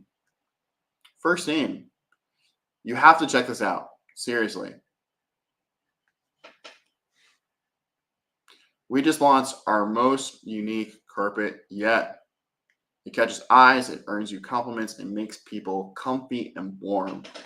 At times where anyone enters your house will be amazed by the design of the carpet and keep a memory of it. It's made from 100% New Zealand wool, which makes it hypoallergenic and soft for the skin. It feels the same as someone giving you a foot massage, but it's just a carpet. And we are giving 10% off to the first 100 people that order through our website. Just use the code NEW10 when you check out. Click here to check it out. Okay. This is an email. So let's back up. So we got people who are dropping $500 on carpet. That's like an investment. I don't know how it is in India, but like $500 here is like that's a pretty good carpet. It's not like high end, but it's like good. And so someone who's buying this is like cares about their house, but they're not like a super rich person. Feel free to like disagree or give me different context if it's different in India. So they went to this website. They're like, oh, I like carpets. I want emails about carpets. I'm interested in discounts on carpets. I don't know if I believe like the subject line. Like I'll just ask chat, like, have you guys ever gone into someone's house and been like, oh my God, your carpet's amazing? Like, is that like a real reaction that we have to these things? Like, it's okay if we don't have the reaction, but just like as like when for your subject line, like, yes, you want it to be intriguing. You want people to feel like there's going to be a big benefit. But if that doesn't feel like a real reaction someone would have, we shouldn't say it because it will sound unbelievable and people like will be skeptical and not click. I know for me personally, this feels like a really big reaction.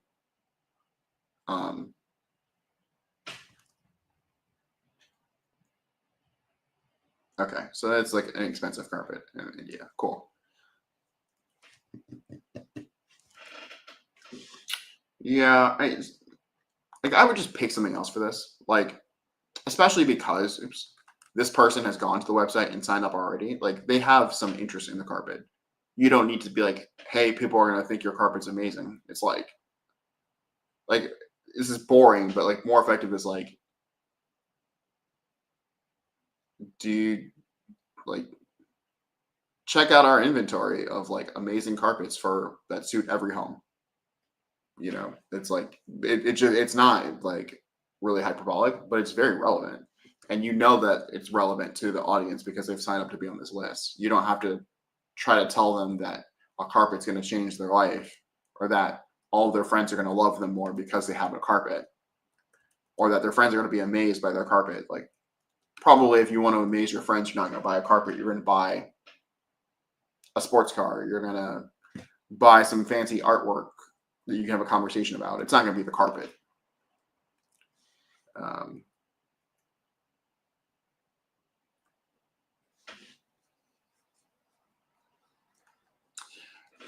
Yeah, I mean, like, I don't think that that's an insane thought to have, but I wonder, like, if, like, imagine you're someone who wants social validation and you're willing to drop money to do it.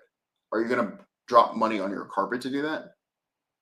As the primary piece? Like, are you expecting people that when they walk into your home that you put all this money into, that what they're going to notice is the carpet over, you know, the artwork or something else? Like the chair. Like even in these pictures, like Are there more pictures? This is not helpful. Like, if I walked into like a house and I saw this carpet, I'd be like, okay, that's an interesting shaped carpet.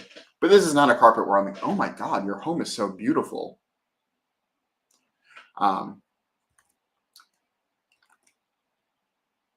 And so, yes, like to your point, like this is more of a value edit where it's like, okay, let's rethink this approach to the copy, because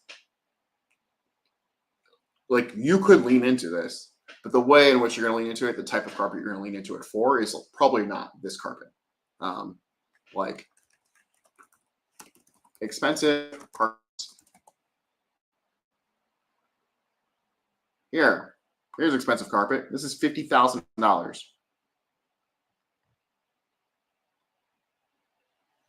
Click.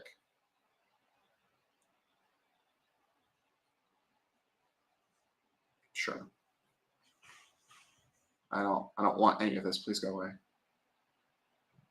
Like, this is the kind of carpet where it's like, holy fuck, I just spent $50,000 on this. Everyone better talk about this. Persian carpets. And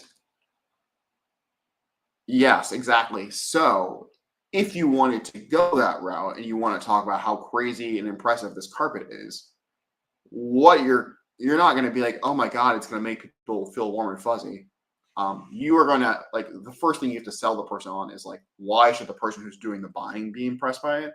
And so instead of talking about how it's going to earn you compliments, talk about like, it's this original like Persian carpet, like handcrafted by people who have been doing it for thousands of years.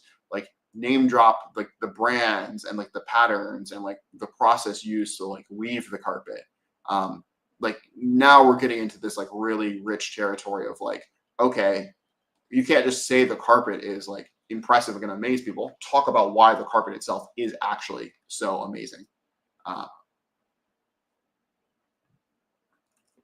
And so like, it's not just the New Zealand wool though, and it's hypoallergenic. Like these are really good functional benefits, but like there are lots of things made from New Zealand wool, and there are lots of things that are soft. But when you're buying a $50,000 rug, they're not just saying it's made from New Zealand wool. Let's see, what do they say? Expensive carpets.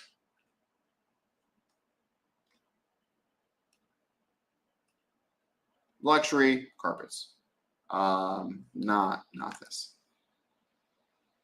Jaipur rugs.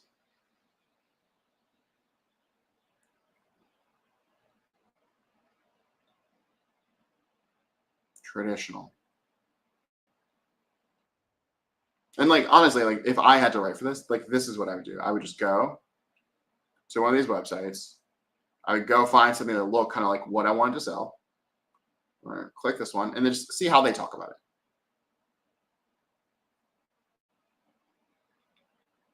Crafted by artisan hands. Every Jaipur rug's creation tells a story of heritage and craftsmanship that spans generations. Our rugs are meticulously handcrafted by skilled artisans in Jaipur, India, using techniques passed down through families for centuries. We work directly with artisan communities, ensuring fair wages and preserving traditional craftsmanship.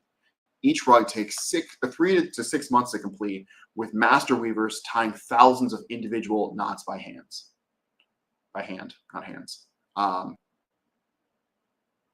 Let's see product details. So it's wool and silk, traditional, oriental and traditional, washing with care. I don't care about this. About this design. Hand knotted out of wool and silk, the timeless rugs from the Aurora collection feature traditional oriental motifs, patterns, and designs. These rugs with floral motifs in traditional border design, as found in oriental carpets, preserve the design and weaving skills from another era.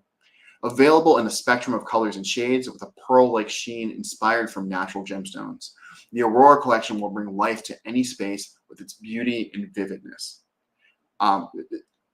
It sounds like we're talking about art more than we are talking about like a rug. These are not functional benefits. These are aesthetic benefits.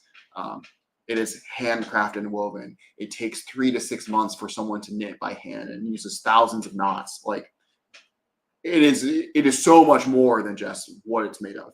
And so if you're trying to sell someone to drop, $5,000 or whatever on a rug, you can't just be like, oh yeah, it's got these great materials it's made of. Sell them on with what that means. And there is a sort of like style wise when you're writing about it, you can't be so like, I don't want to see exclamation points. I want to hear refinement. I want to hear luxury. I want to hear, other people couldn't afford to read the copy that I am sending to your inbox right now, to be really like elitist about it. But like, that's what you're trying to sell somebody when you're trying to sell them a $5,000 or not five. This is $500. But like, if you were trying to sell a more expensive version of this, like that's what you would be doing. Obviously it's not quite that price point, but like if you're trying to talk about like that level of rug, wow, that looks amazing. Holy shit, how did you get that level of rug? That's what you have to talk about. Now, if that's not what you're trying to talk about, then we can take a step back and think about, well, what can you say? For $500, it's not, someone spent 3 to 6 months handcrafting this. It's, this is something that will bring life to your space. This is something that's made from like nice materials. This is something you'll feel good about. It will make you feel good to live, to like be in these spaces, that people will be really comfortable in your home. It's tying together something. It's tying together your design. It's an accent piece. We're still talking about it using that design and aesthetic language, but we're not, it's not, other people couldn't afford to see this level nice. So I would take those same principles and just dial them back a bit.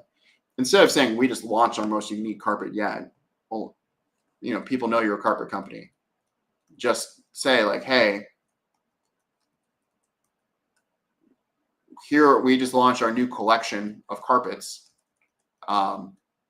designed to bring life into your space, blah, blah, blah, blah, to be something that you look like, that makes you feel good to come into your room with, blah, blah, blah, blah, blah, blah. And you can say it takes inspiration from whatever style of design that this is taking inspiration from, but at like a more accessible price point. So leverage some of that like luxury design thought and like those feelings, and just say like, hey, but it's like a more accessible version of it that, everyday people can afford. And you can still say it's made from this, hypoallergenic, easy to clean, blah, blah, blah, blah.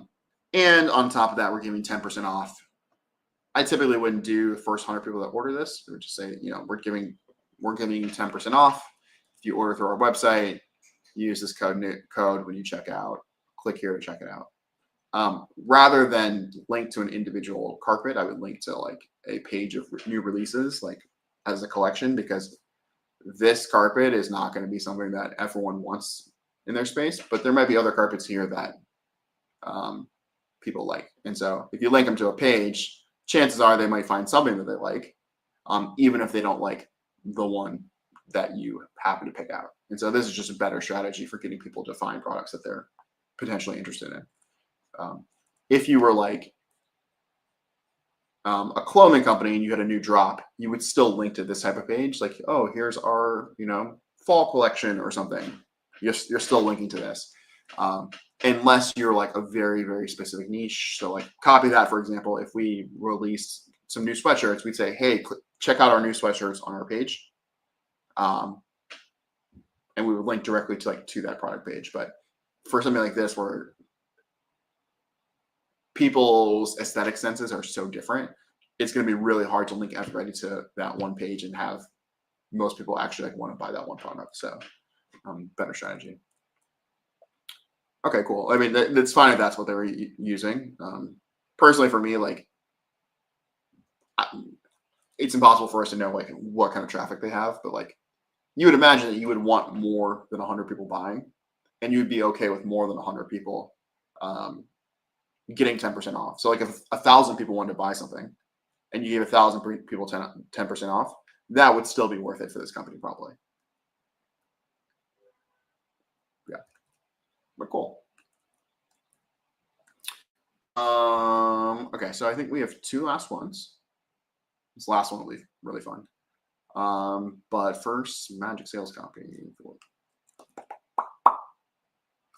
Should read what it says. Here is the about page of my freelance website. I'm targeting marketers and business owners. Cool.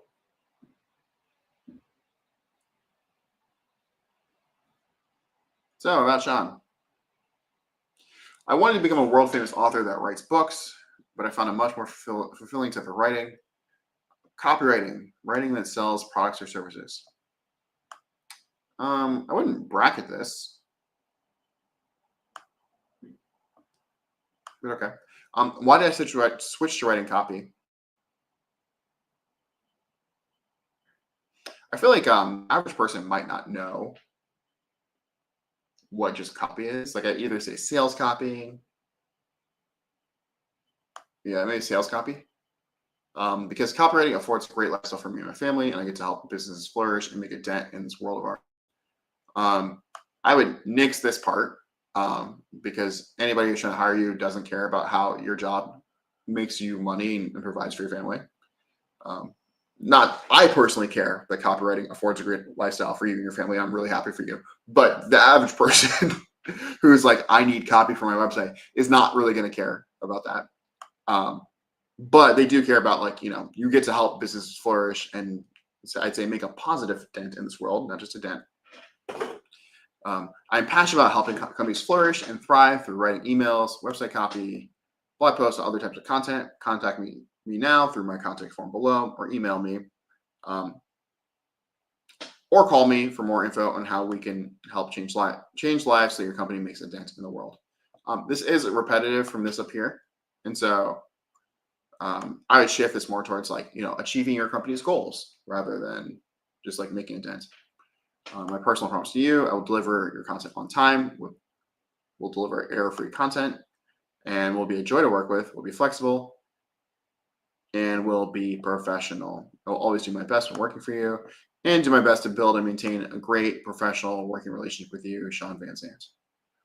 I don't know how I feel about this. Like, this is great, but it's one of those things where it's like, if you have to say it, it almost diminishes the fact that you've said it. Like, is it not the default that you would deliver content on time or deliver error-free content or be professional? Like, I feel like that's just the expectation. And so when you go out of your way to say it as if it's like exceptional that you do that, that feels weird to me. Especially when you caveat it with saying, and do my best to build and maintain a great professional working relationship. Like, it shouldn't be you do your best. You should just do that. And so I think you would be fine without even having this here. If you just want a personal promise, it's fine. But I would make sure that it's like more than just like doing your job, because like all this stuff is like your job.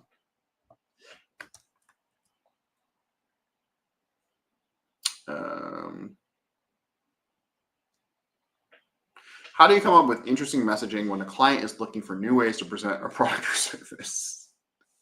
Oh yeah, this is my day job. This is like a really deep topic that we could talk about for like weeks. I think maybe you can help me answer this. Like, is your question like, how do you come up with like new ways to position products? Is it, how do you work with the client to do that? Is it like, can you be a little bit more specific? Because depending on what you really want to know, I'm going to answer this differently. That's good.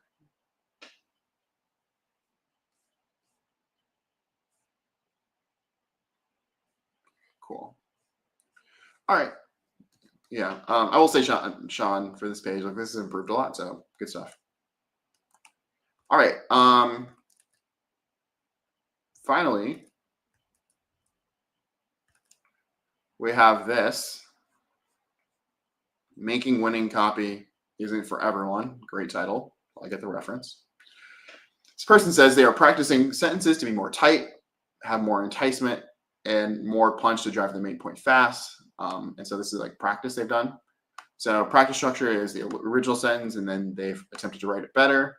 Question: do you have any steps or mental processes you follow to make sentences tight and punchy?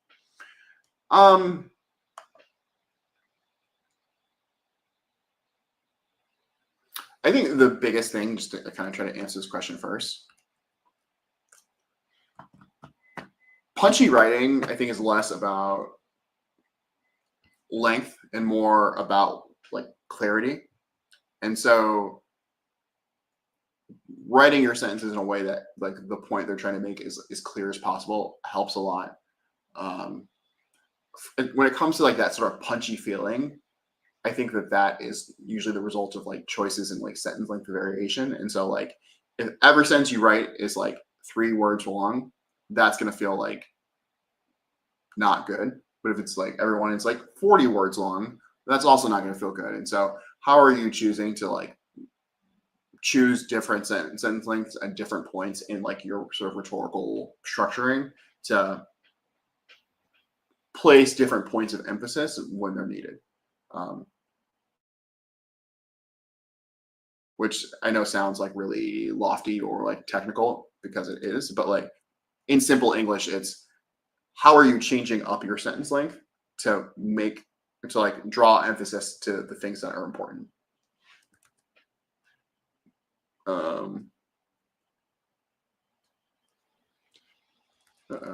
Skylighter asks, can we submit an outreach copy itself next time? Yeah, sure. Go for it. You can submit anything you want. This person submitted like just sentence practice writing. Okay. Fresh ways to position. So like, what are fresh ways to position product services for clients? There are lots of different ways of doing this, and there's no right way to do this. I think it's less about like the product. It's like,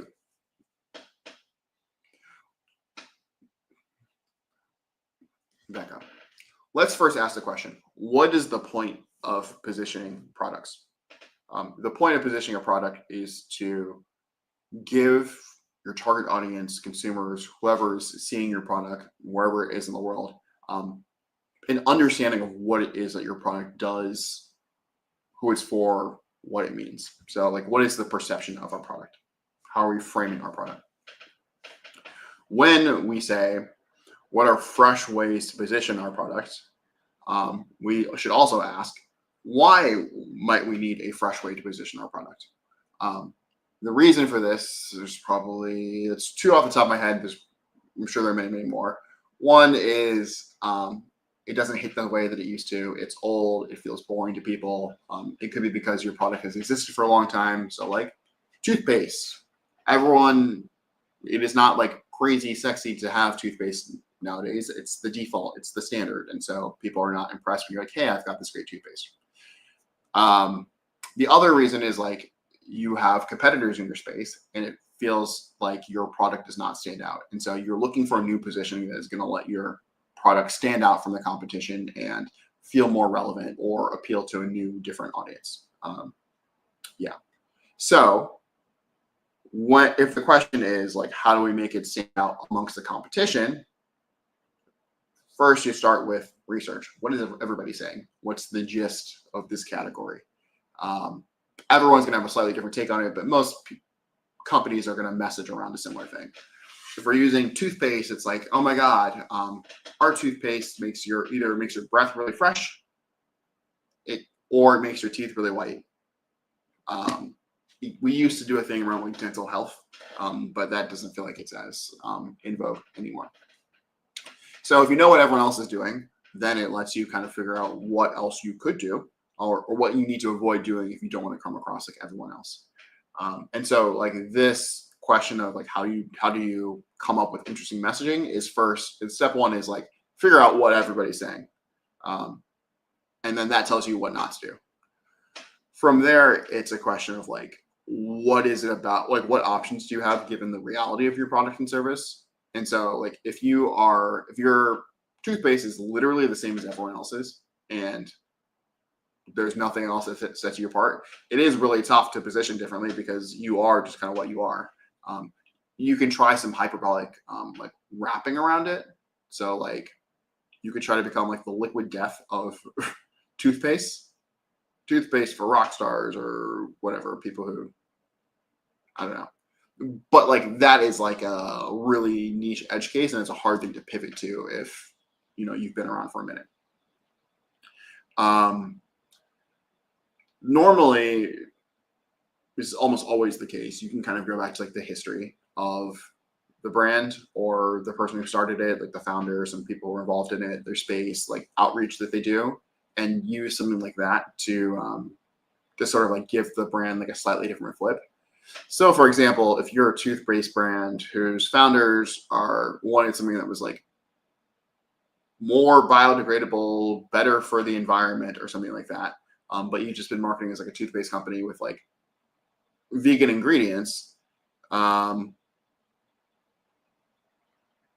then maybe you like could flip slightly towards we make toothpaste that isn't killing the sea turtles, for example, or like toothpaste that's good for everyone on the planet or something, like everyone it affects. And so you start to look for ways, or like parts of the business's identity that could give you like a different perspective on looking at like the category of products as a whole. That then lets you show up and be like, well, if we're the brand of like toothpaste that doesn't kill, that's good for everyone, then what are visual components that we could like use to sort of like show our difference. Who do we partner with that's different? How do we partner with like the World Wildlife Fund or these other sorts of things to kind of get their credibility and show up in these different spaces.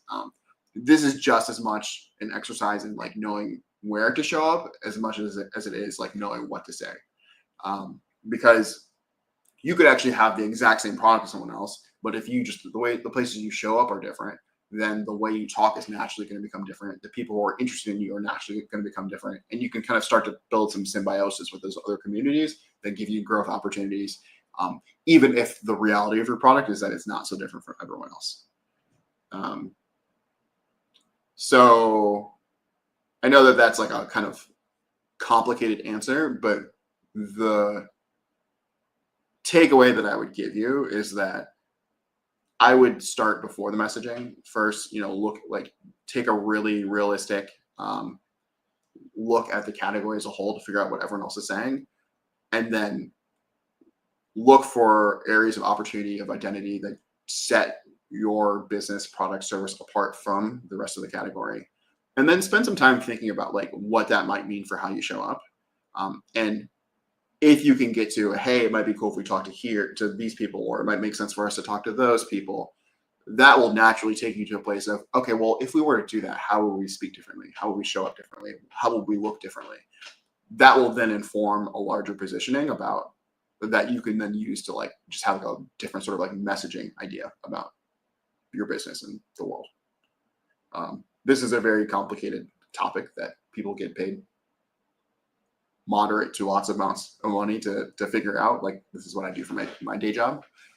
So like it's like a very, very genuinely difficult subject. I'm happy to talk about this more.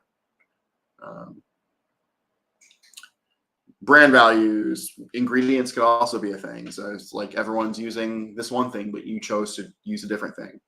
Ask the question, why do we use this different thing that no one else is using? Is it for a moral reason? Is it for a cost reason? That reason that you can, one, just say that reason, but two, that might tell you something about how this brand thinks about the world differently. Maybe not. I think probably for most people who are happy with the product and using it, unless you start saying some stuff that like radically goes against what they believe in, they're probably not going to stop using a product they like just because of that. But it's not necessarily a bad thing if your brand goes in a different direction, as long as you're getting more people or people who are spending more money. Yeah. That's also a question of like, who does your brand want to show up for on like an ideological level? So like if you have a whole bunch of people who buy from your brand that you don't like that much, or who you would rather not serve, it might be okay to lose those people if you're making up for it somewhere else so the brand doesn't go bankrupt. Just to clarify, I'm actually not a brand copywriter. I'm a brand strategist. So I do the work that sort of informs the copy that gets written. And so I work with a lot of copywriters, but I don't actually write the copy at this point, unless something's gone terribly wrong. in terms of like what type of work do brand copywriters get to do for businesses, they write brand copy for brand campaigns, which means like typically a higher level campaigns that are not driving towards specific product CTAs. So what's a good example of this? When you see like an insurance commercial on TV or a pharmaceutical company or commercial on TV, if you have those in your country, that's brand copywriting. It's indirect response. It's not driving you towards a specific CTA, but it's like, hey, we exist. Hey, this is a great company. Coca-Cola ads are a pretty classic example of like, there's no, hey, call this number to buy Coca-Cola now. It's just like, hey, isn't Coke nice? Don't you love Coke? So those type of ads. All right, let's get into this last thing. So they wrote these sentences. They tried to simplify. We answered this question. I guess let's just kind of talk about what they did. So the first sentence. Movie directors have vivid visions they want to share, and one of the easiest tools they use is the green screen. New version. Movie directors use a green screen when their vision is so complex that no real-world set will do.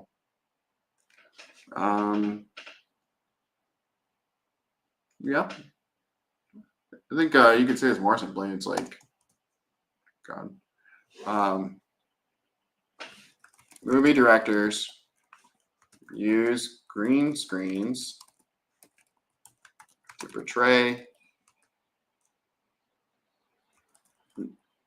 scenes they couldn't achieve with a real world set.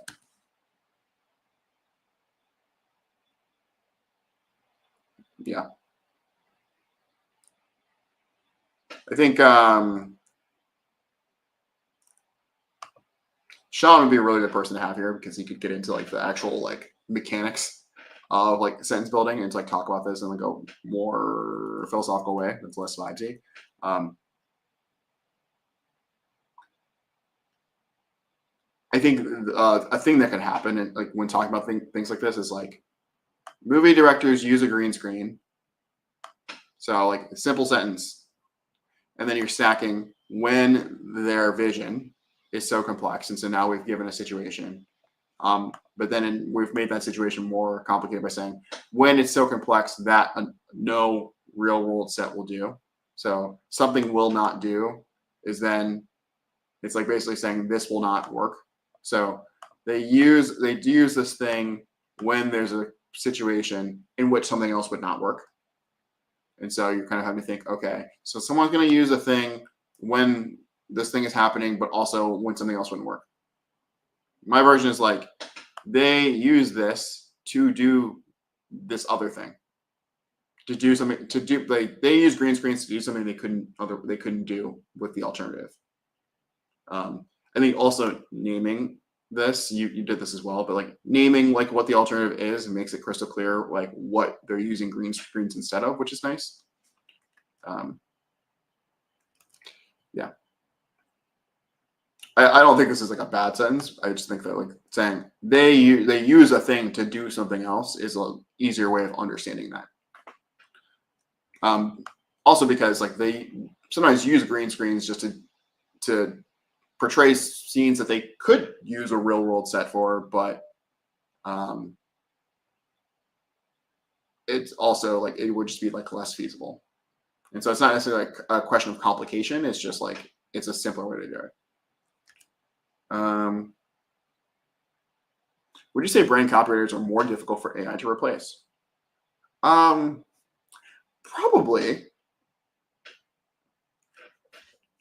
Sean would argue with me about this. I think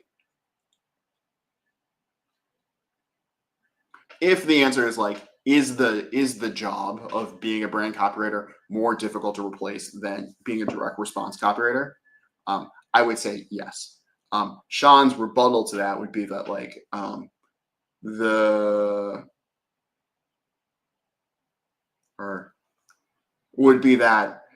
thank you, Sean. The role of brand copywriting itself may be something that is actually more easier to replace than direct response copywriting, like the utility of that. And so even if the actual job of being a brand copywriter might be more difficult on an individual level, or more difficult to replace on an individual level, the increasing obsolescence of the category of the industry itself means that you would be better served by being a direct response copywriter in the long run, because those skills and like what you need to do there is going to continue to be useful to people. Yes, as it should be. Yeah, and I think there are valid points on both sides of this. I think there's the pool of people who do brand copywriting is smaller than the pool of people who do direct response copywriting, and so like it's always been harder to break into it, and so like it may or may not be harder to replace, but like if it's a harder thing to get into in the first place, there's a question of whether or not it's worth it to pursue. So it's like it's a really it's a tough thing. Sean, if you want to get on and talk about this, I'm happy to rehash this entire conversation. I'm not saying that brand copywriting is obsolete. We just released a video on this. It's the future of advertising. And much of that conversation was an argument about like, what is the role of brand copywriting? What is the role of direct response copywriting going to be in the future as things like AI become more prevalent, as certain industry trends continue to happen? Yeah, it's one of our most recent videos. Like, you could just go watch it.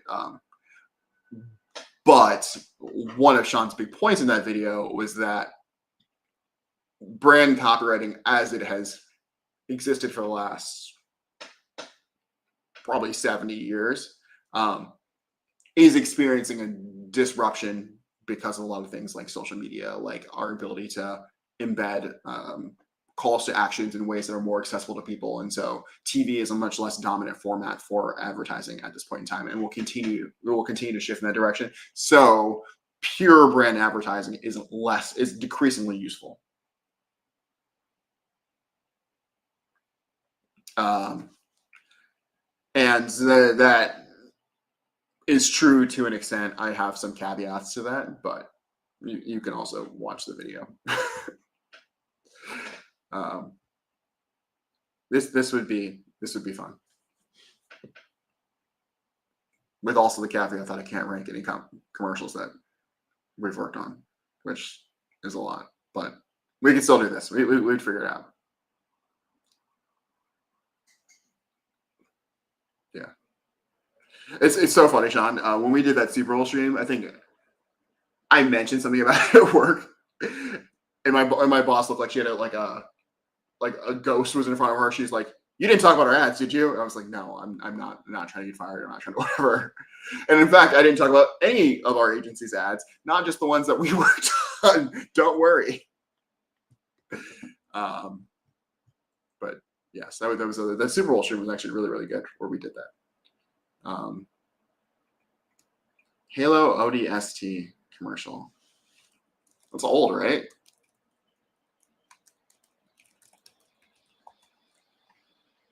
Oh yeah, that's a really good one.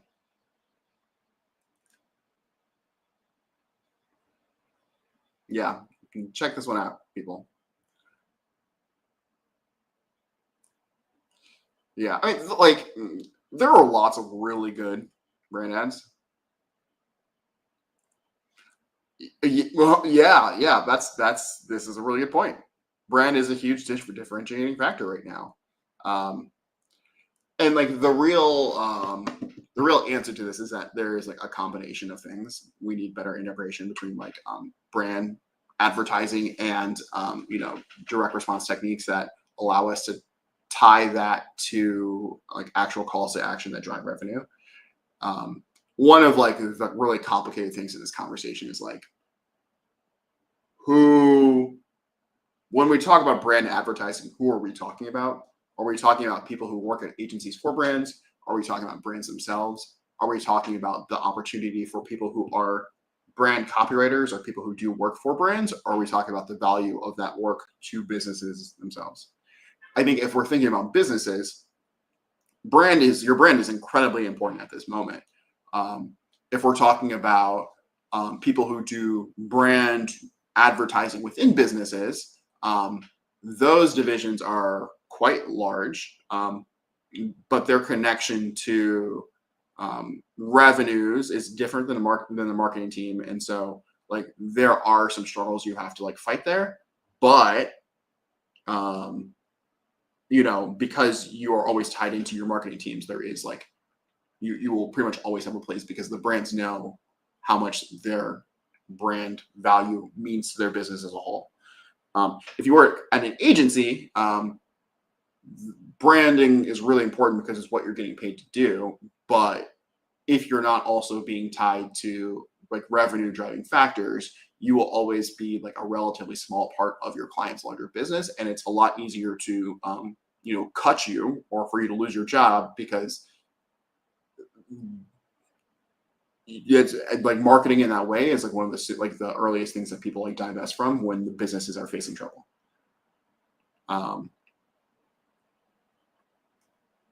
And so like it just depends on who we're talking about in this conversation. Like the money of this looks very different, and like the precariousness of this moment is going to feel a lot different. Yeah. But if we're just talking about from like a pure business level, like you're starting a company right now, like yes, your branding actually does matter a lot. It's just like how much of your money do you want to put into that versus figuring out like ways to get people into your funnel. But that's a much simpler question than like the large industry ramifications that like I'm thinking about in my day-to-day. I always divide it according to direct versus indirect response, awareness versus action. Rename my stadium the Red Bull Stadium is brand advertising. Yes, that's absolutely true. And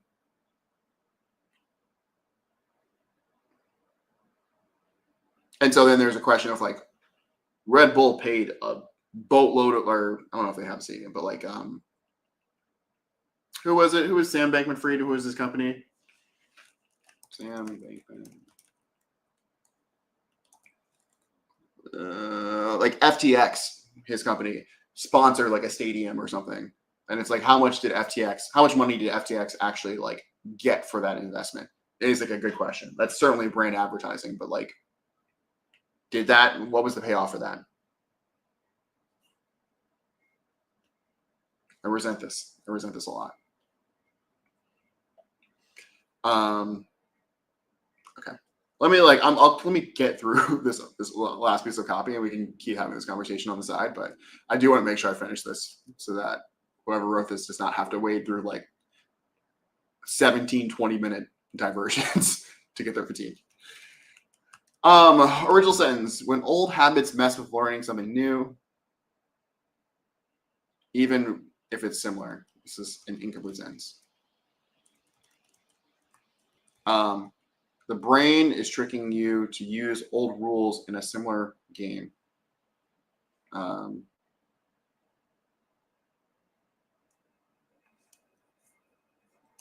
don't actually know what this first sentence is supposed to mean, but I'd say it's something like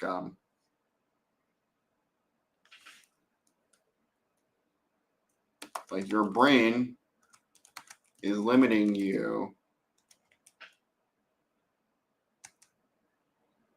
by forcing you to use rules in a new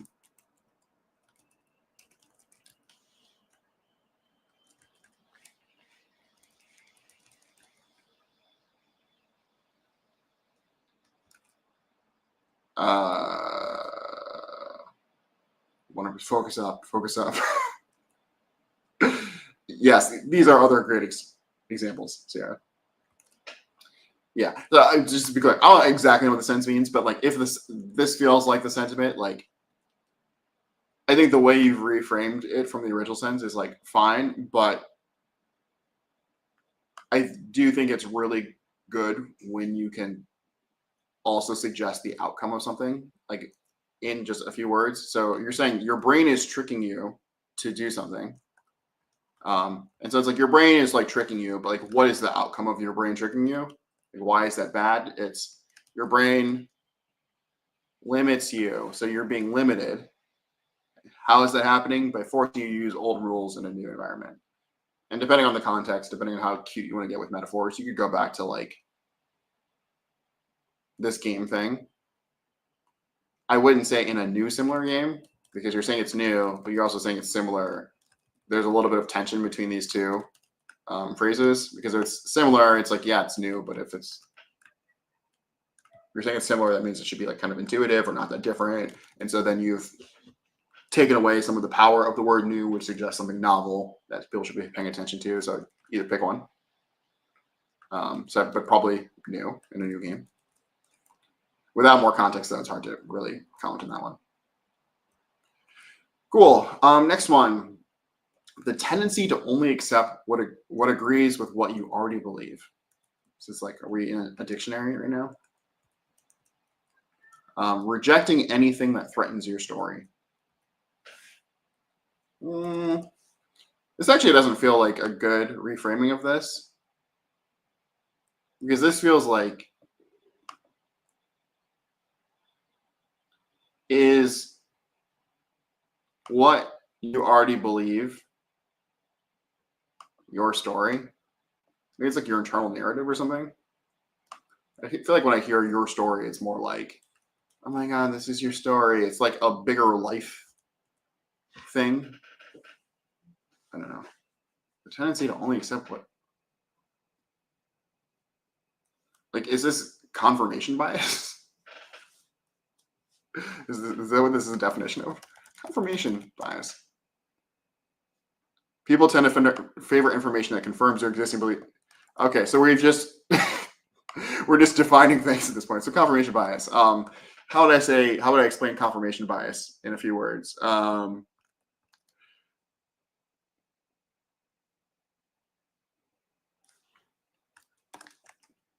It is easier to believe that which you already believe.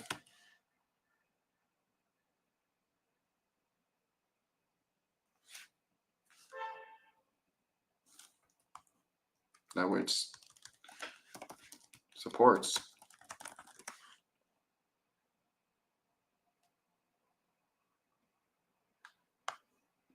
It's very similar to this first sentence, but like I think the way you've done it like kind of reduces it because it's not about rejecting, it's about like this tendency. And so there might be moments in which you do believe the other thing, but it's with like significant friction. And so this feels like a very dictionary sentence. And so if we were to like state it in plainer English, the tendency is the fact that it is easier to believe, accept the things that support the things that you already believe. Cool. Original. Our deep need to seem logical and avoid admitting we were wrong.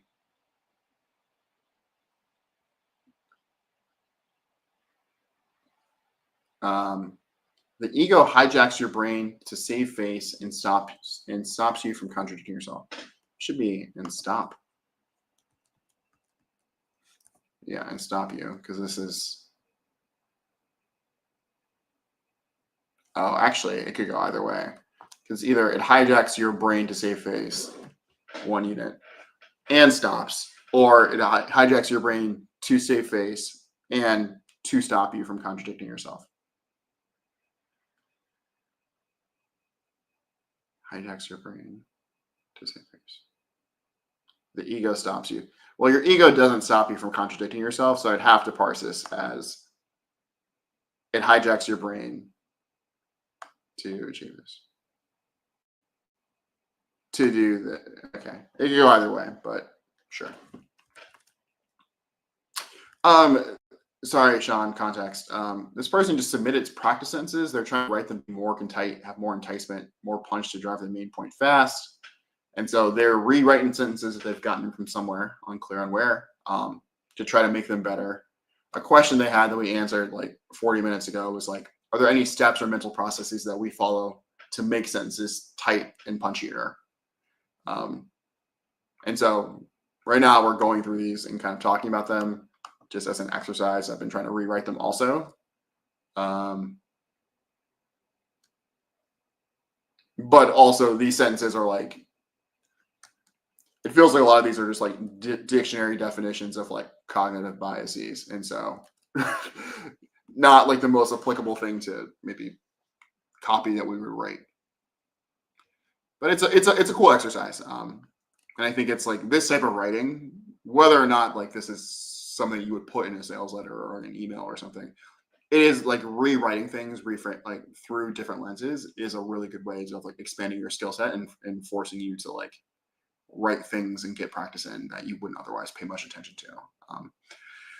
Sentences are the building blocks of communication, and so doing work at this level too will help you do all of the bigger things that we use sentences to build. So yeah. Our need to seem logical and avoid is this cognitive dissonance? Is this word? I feel like I'm just like reading these things and like, is this the thing we're talking about? Cognitive dissonance. Mental discovery experience when a person holds conflicting beliefs or whatever.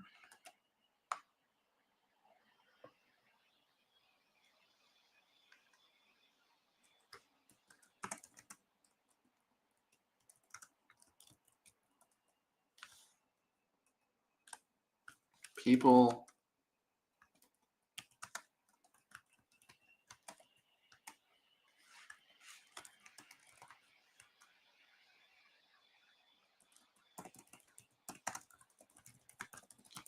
reasons.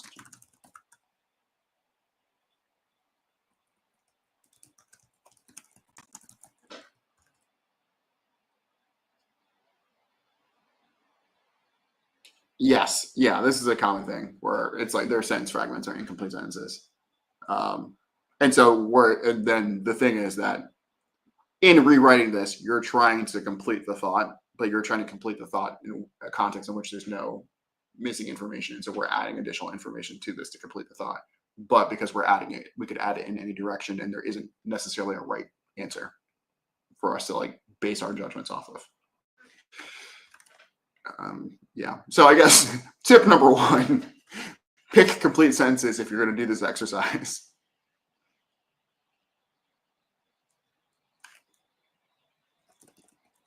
Dissonant.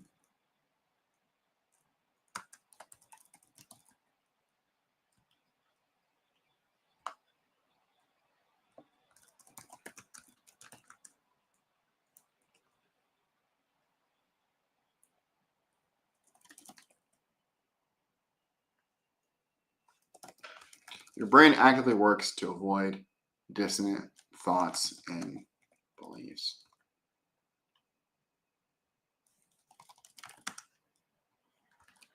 Cool. Next, in 2024, there was an interesting study testing for confirmation bias involving 149 licensed psychologists. New version. In 2024, even 149 licensed psychologists couldn't escape confirmation bias. This is an interesting one. I think this is like very much on the right track. The way of which you've like structured this is interesting. Like it feels like this is something you would read as like a summary of a study, and then you're translating it to how you might like put it in a sales letter as like supporting information. And so setting out like in a 2024 study, so like setting the stage, even this number of people couldn't escape this phenomenon. This number of experts is a cool way of like laying this out. If like this would be part of a larger point you're making. And so if we were writing this in context, I'd even frame it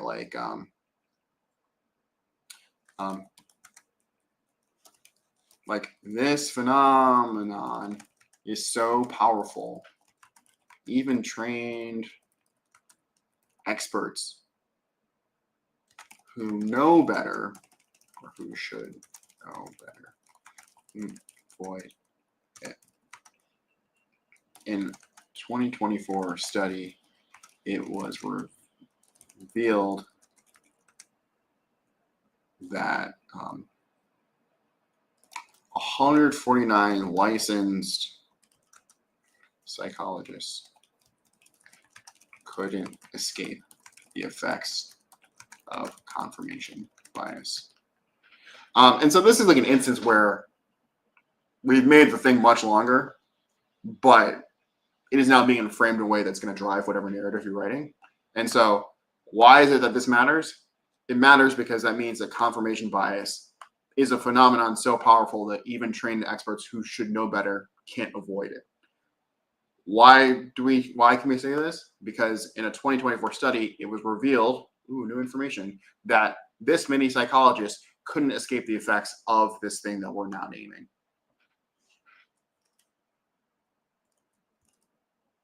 Cool. Yes, I've been sitting here for 2.5 hours answering questions. Yes, I have questions. I can answer questions. Also, I just answered your question. You don't have to ask me if I can answer the question. Just ask the question.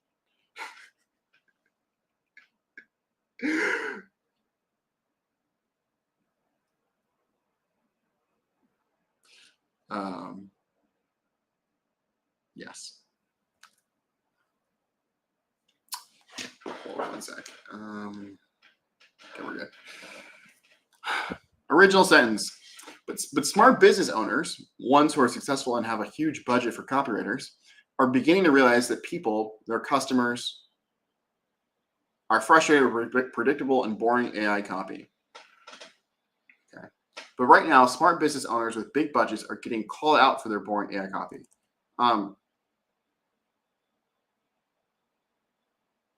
It's funny, what you've said, the way you frame this here is actually not what this first sentence says. It might also be the case, but this is like if someone like our being called out part is not actually evident in the sentence, and so you're kind of tweaking that, or you're adding that here, which could be okay, or it could be not okay depending on what is actually happening.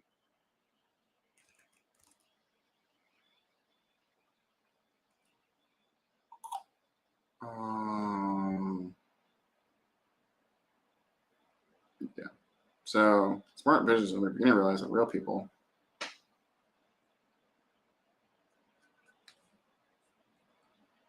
are smart business owners, even people who are successful and have huge budget for copywriters. I don't even know if that's true, but sure.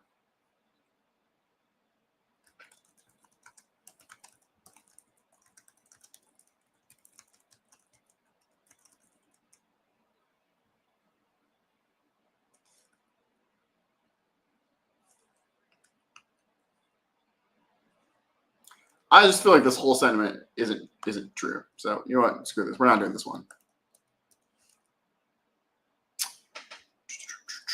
Next, last one. Okay. So now more than ever, these smart business owners are painfully realizing they need real and competent copywriters. So now more than ever, smart business owners know they need real skilled copywriters. I feel like it's less.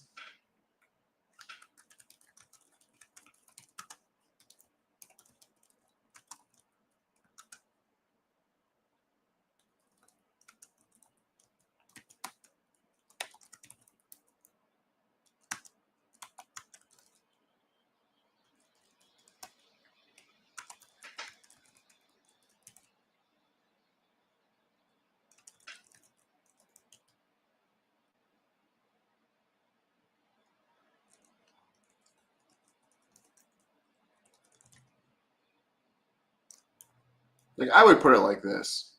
Like it's not that they need the people, because they need the thing that the people make, which is the copy that feels human.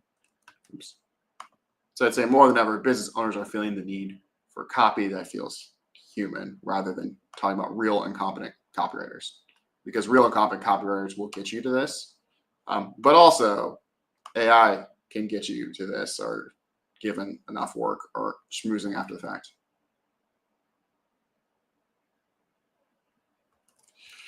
Sean says, I think the original sentence here is stronger.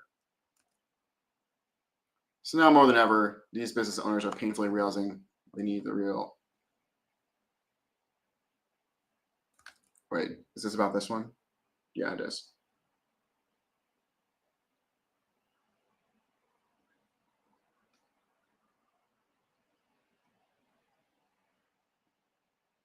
Okay, yeah. I mean, all of this really depends on like, what are we actually talking about? Is this an article that's like trying to talk about smart business owners, and this is like the main focal point? We're talking about like smart business owner trends. If that's the case, then like, yes, we should kind of stick to that framing. For me, reading these things, it feels like we're caveating the business owners by calling them smart and then saying that, well, if you were a smart business owner, you would realize that you need real people writing your copy. And then we get to say that the people who are not doing that are not smart. And so then our point can never be like defeated. And that feels a little something to me. And so, but if there's like this whole thing about how these business owners are smarter and we've substantiated that in a way, then like that point would be more fair. But also just knowing what I know about the industry and the way that things are progressing, it is not the case that you need that like only people are capable of producing like copy that works and feels human. So like the point this person seems to be making is not one that I would actually agree with.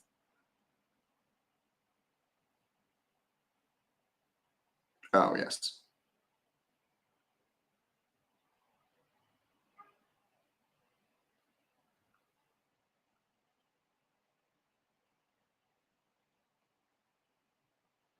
Yes, this is a good point.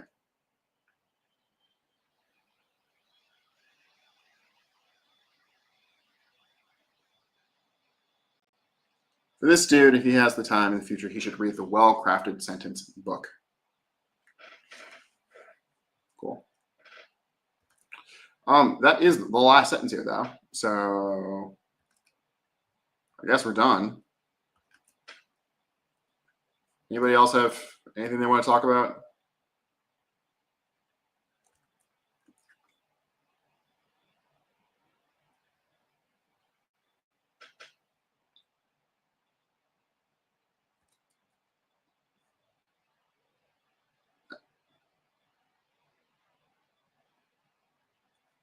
How is your question too long for YouTube?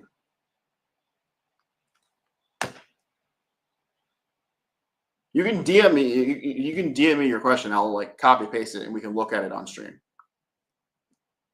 But you can't ask me if you can ask a question, then like go away for 10 minutes, and then come back and be like, "Oh, actually, my question was too long for." No, ask your fucking question.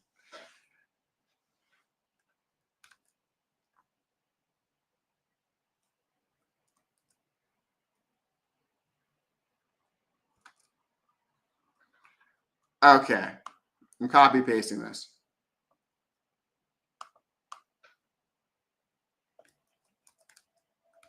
Oops. Come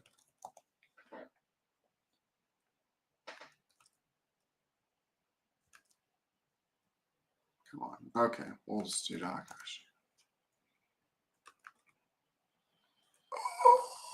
Formatting went away.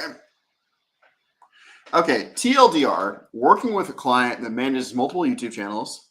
Most of what he showed me seems to be him just picking a product or two and making all the videos of that specific channel about them, not trying to build a brand or anything, just targeting anyone that might be watching, then getting them to buy through his referral code. Okay. To me, this seems like shitty behavior since all the leads will just treat him as an info dump to learn more about the product from and won't really be infatuated with buying from his link specifically, especially since the channel itself isn't reputable and comments and views aren't impressive enough to trust. Okay. The advice I have in mind is to build a brand around each of these channels, make them their own thing that an audience could grow to love for who they are. The obvious counter argument to this, or to that is that it won't be worth it for each channel, specifically since he manages a lot. So another idea I had is to start tying in other YouTube video ideas aside from just X review, is it worth it? Because the channel I'm working on has like 3 products that each has 12 is it worth it videos on it.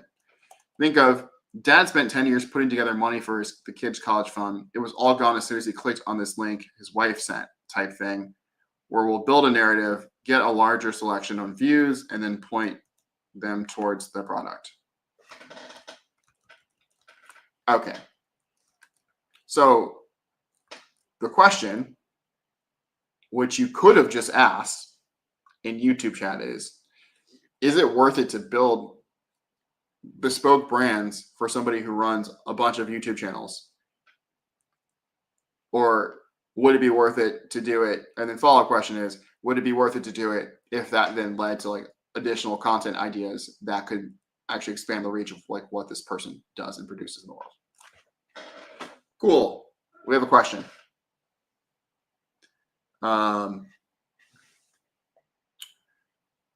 What is the answer to this? The answer is it depends. How much work do you want to do? How much work does this other person want to do? Is this person interested in making this other type of content?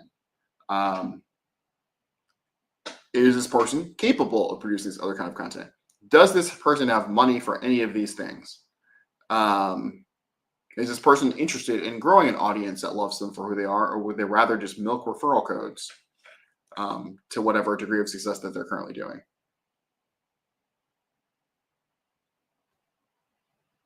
This is our next YouTube video. How to ask a good fucking question. It's do you have time? Does this other person have time? Does this other person have money? Like, you could build YouTube channels around anything you want. It's just a question of, is it actually worth it? I feel like on YouTube specifically, or in a lot of these content spaces, like brands are people, like individual creators, brands are emergent, which is to say that they are not going into their channels or into their content thinking, hey, this is what I want my brand to be. It is I am doing this sort of content for however long, and from that develops a perception that I lean into or slightly will tweak, and then that becomes what people understand as like my personal brand for the work that I'm doing. I think this is like a really reasonable way to approach branding for most people who do not have lots of time, money, or experience like with this process. So like, I think that's like actually fine. Not everyone needs a brand. If the content that you do is like very specific product name, is it worth it? The type of person searching for that content, one is going to find you pretty reliably because like they're searching for the thing that you are just calling out in your video titles, and your videos are going to have a high degree of relevance for that search intent. And so, just as a strategy, like that should be pretty good. But two, unless the person is buying a lot of tech or a lot of that type of product with some degree of frequency, the relevance of your channel for everything else that person is looking for is probably going to be pretty low. So for example, I'm somebody who, when I buy a new laptop, I look up tons of reviews. I will look up like YouTube videos, and I will like read articles and stuff like that. But when I'm not buying a new laptop, I don't give a fuck about those channels at all. And there is very little that they could do to make me come back to those channels because I have no need for them. And so building a brand around those channels would not affect in any way my interaction as a consumer with them, even though I'm the prime audience for that type of content that they are making. So like, if that's the type of content that they're doing and they don't have other services other than just referral codes, like they don't have like their own sort of bespoke products or co-branded products, like I would hesitate to say that it's worth it for them. And if the way that people are getting to the channel is like via a product review, and that product is not very closely tied to like other sorts of accessories or other types of products that they might want to sell, that like me as a viewer might be interested in buying, that I might like click their channel to learn more about, it's incredibly unlikely that I'm going to like look into them further to hear fun stories about how some dad or something like did some other thing. So like for that type of channel specifically, like probably not. You could do it. It's just like you need to be really thoughtful about your audience strategy and like where you're seeding things. because for like the type of person who's just naturally going to find your channel, like no amount of branding is going to make that channel more appealing for them to engage with.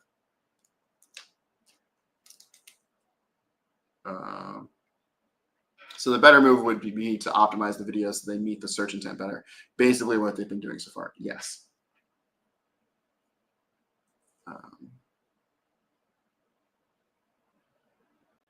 Could they combine similar products into one channel? Like, yes, you could do that. There's who's that one really big guy? Like that Marquez Brown guy who's like really, really, really big on YouTube. Like that's basically what he built his channel doing. And so clearly that is something that has worked. The problem is that now like that sort of information is so accessible from so many different places that like just being the product review person is not an appealing enough thing to get like high levels of engagement where there are not more enticing alternatives. Yeah.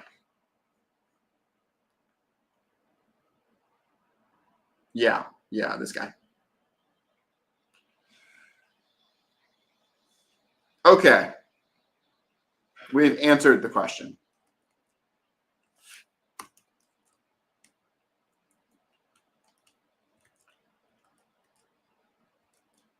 Does anyone else have a question? Or am I going to the rest of my Saturday?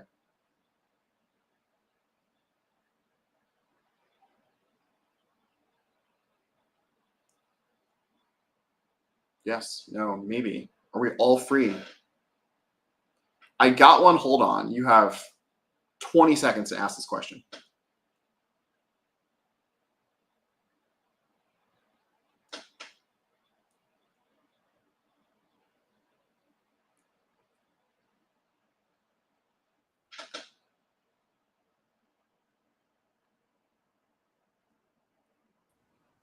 You may not go and enjoy your Saturday.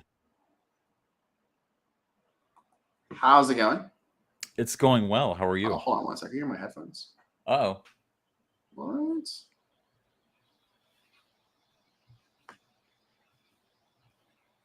I cannot hear you at all. You can't hear me? Oh, you know what? No. I know why, though. That's no good. Can I say something? Okay, we're good. I had you come out the wrong speaker. I have spent the last 4 hours uploading bonus content to the Kajabi incubator. And so there will be times when like it just shit needs to upload for 20 or 30 minutes. So I've been taking that time like either doing work, listening to you, or reorganizing my bookshelf. Oh my god. So many books. Yeah.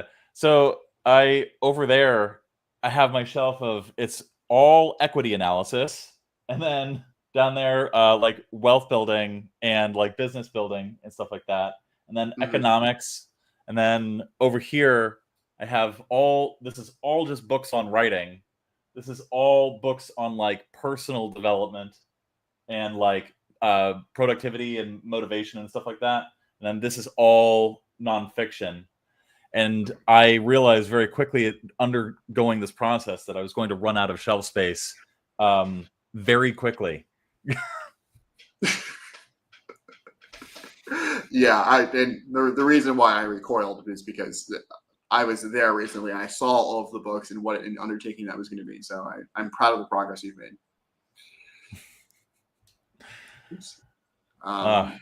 But what are you up to today after this? I'm going to see a movie this evening. I think probably it's some new horror movie with somebody. Is it Pete Davidson? It's somebody and their partner. Just came out recently. Rod, we've been friends for like 5 years. Are you a horror movie fan? No, I'm just not a movie person. Really? Oh, okay. Yeah, it's like I think I like film, and actually I like film more than television. Like I love a really like composed like piece of thing. I think I'm just really critical, and so the bar to get me to go to the movie theater to like sit and watch a thing just feels kind of high. And it's not because I'm too good for movies. Most movies are actually pretty good to decent. It's just like among the 15 million things I could do, should I go pay $20 to watch something I'm gonna be like, about, feels like a big ask. So if someone drags me to the movies, I'm always happy to go, but just on my own, I'm like, Fair. Yeah, I consuming film, consuming movies, consuming shows, miniseries, things like that is like a huge. I just gobble it up. It's just a huge part of my media diet. I love it. I fucking love it. Film is great. I think like TV series are good. They often fall victim to the, oh, this was successful, now we need to make more of it kind of thing. And so what was once like a really tight one season can turn into like multiple seasons of like, okay, I guess this is still pretty good, but like it's almost like subverted the excellence of that first part because now they're just trying to stretch it for all it's worth. And movies tend to not fall into that as much unless they were designed for that purpose in the first place. Yeah. Are you still displaying anything for this copy that's on screen, or can we have like a? It can just be us. Oh, lovely. Yeah. For me, I'm very invested and interested in the narratives that move our culture, and not only the way that they reflect that, but have the complex dynamic interaction with culture and the perpetuation of it. Like, for example, I'm sure you've heard my long spiel about how like animes of the 80s were very, very reflective of like the anxieties that people were feeling about Japanese culture at the time. Yeah. So I'm very like interested in that, and it's almost like copywriting, like getting like indirect voice of customer like research. Like you can understand the anxieties, the desires, the pain points of a culture by analyzing its cultural media, its fiction, its poetry, its movies, its shows. Like, you know, for example, it's an interesting conversation to like look at the miniseries Chernobyl and say like, okay, this is clearly about like Russia and the Soviet Union in decline, but it was made at a very particular point in American history. What does that tell us about this particular culture and like why it resonated so much? Yeah. It's funny. My version of that is I watch reality TV and then I read the discourse about it online, which is not nearly as highbrow and elevated and beautiful, but utterly fascinating. So for context, I've seen like every single season of Love Island UK. I've watched the last 2 seasons of Love Island USA, and just like watching, you'll see a thing happen. You'll see like a snapshot of like a youth culture at a point in time of like the people on the show doing the thing and how they're interacting with each other. And then you'll see the ways in which their behavior gets interpreted by other contemporary young people outside of the constraints of the show. And just like how that gets interpreted, how people get dragged. You're like, oh my God, we really do not like men right now, for example. And you're just like, oh, okay, this is an interesting thing. Like, what are people who are writing articles say about it? Like, it feels like that because it's like so much more vulgar. The potential for that to have like reactions and like the types of reactions and like different levels of like interactions you see with that medium becomes like way more diverse because it's so much more accessible. Yeah, I agree. You remind me of some of the smartest academics I knew, which like they did not ever really, how should I say, spend their leisure time like watching movies or reading books. They mostly just thought far too much about reality and trash TV. Yeah. I think it's for me it's people are really interesting. And while reality TV is very produced and like certainly not real at this point, it is a reflection of, it's a much closer reflection of how people exist in a current moment than film, where it's just not controversial. And so seeing that, and then because of the social media age in which we live and how much engagement these shows get, you just get so much people and you get to see so much of humanity through these things. And it's often disgusting and filthy and dirty, but it is interesting. Well, I mean, I think what you're inferring is, reality TV is not just about the subjects of reality TV. You know, Yeah. My 1,000-Pound Life or whatever. Reality TV is actually more about the types of people that watch that type of TV. Yeah. And you can understand a culture much better and any sort of market much better by understanding its extremes, the extremes of its demographic, of any sort of like a normalized bell curve. And I definitely think that like reality TV is great at displaying and drawing in the extremes of a culture. Mm-hmm. So, Absolutely. more so than The Big Bang Theory. Sorry. Oh no. I have watched one episode of The Big Bang Theory. Mm-hmm. I could not tell you a single thing about it except that like the female neighbor was subject to a lot of sexism in that episode. That's all I remember. Yeah. What Paul said here is really interesting to me, because especially for these shows, like dating shows, Big Brother, Survivor, all that kind of stuff, where people are in it for a long time, fall really victim to this, where producers get to like, they're defining the narratives because they get to pick and choose what they're showing, who they're representing, whatever. And so online, what you see is people are reacting to the production choices, perceiving them as the way that things actually are because we're not discerning viewers. And then later on, maybe there's some correction or something like that. But like people's inability to like read through production into like and understand that there's probably a bigger picture informs so much of the toxicity, so much of like the backlash and stuff. Which is a fascinating thing to see. I think overall, like there is a much bigger conversation we have been needing to have had about media literacy, but I don't think we see that in like media literacy is dead. It's just there's not like coming back. The two arenas you see that most in is like politics and reality TV takes.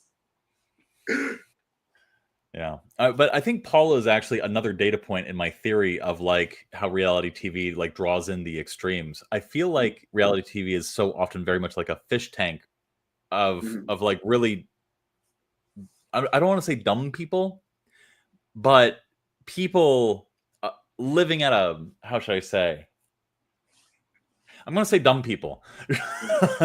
And I think that it's like a little fish tank for really smart people to like look at and be like, oh my God, is that how they live? Oh my God. Yeah. It's, I think there is I will use the term dumb people thing, but like, that's certainly a thing. There's like a lack of awareness a lot of people on reality TV have. And I think there's a sort of summer camp effect. Did you ever go to summer camp as a kid? I've repressed that memory for traumatic reasons. Okay. So, when you go to summer camp, it's like you go for a week, and in that week, stuff will happen. Everything feels of really elevated importance. It's like, this is a big deal. And if you were on the outside, you'd be like, why? That doesn't fucking matter. Why does it matter if we sing the song the right way?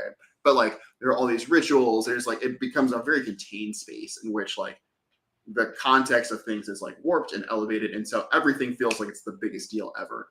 And so I feel like you get that effect a lot on reality TV too, where it's like dating shows, Love Island.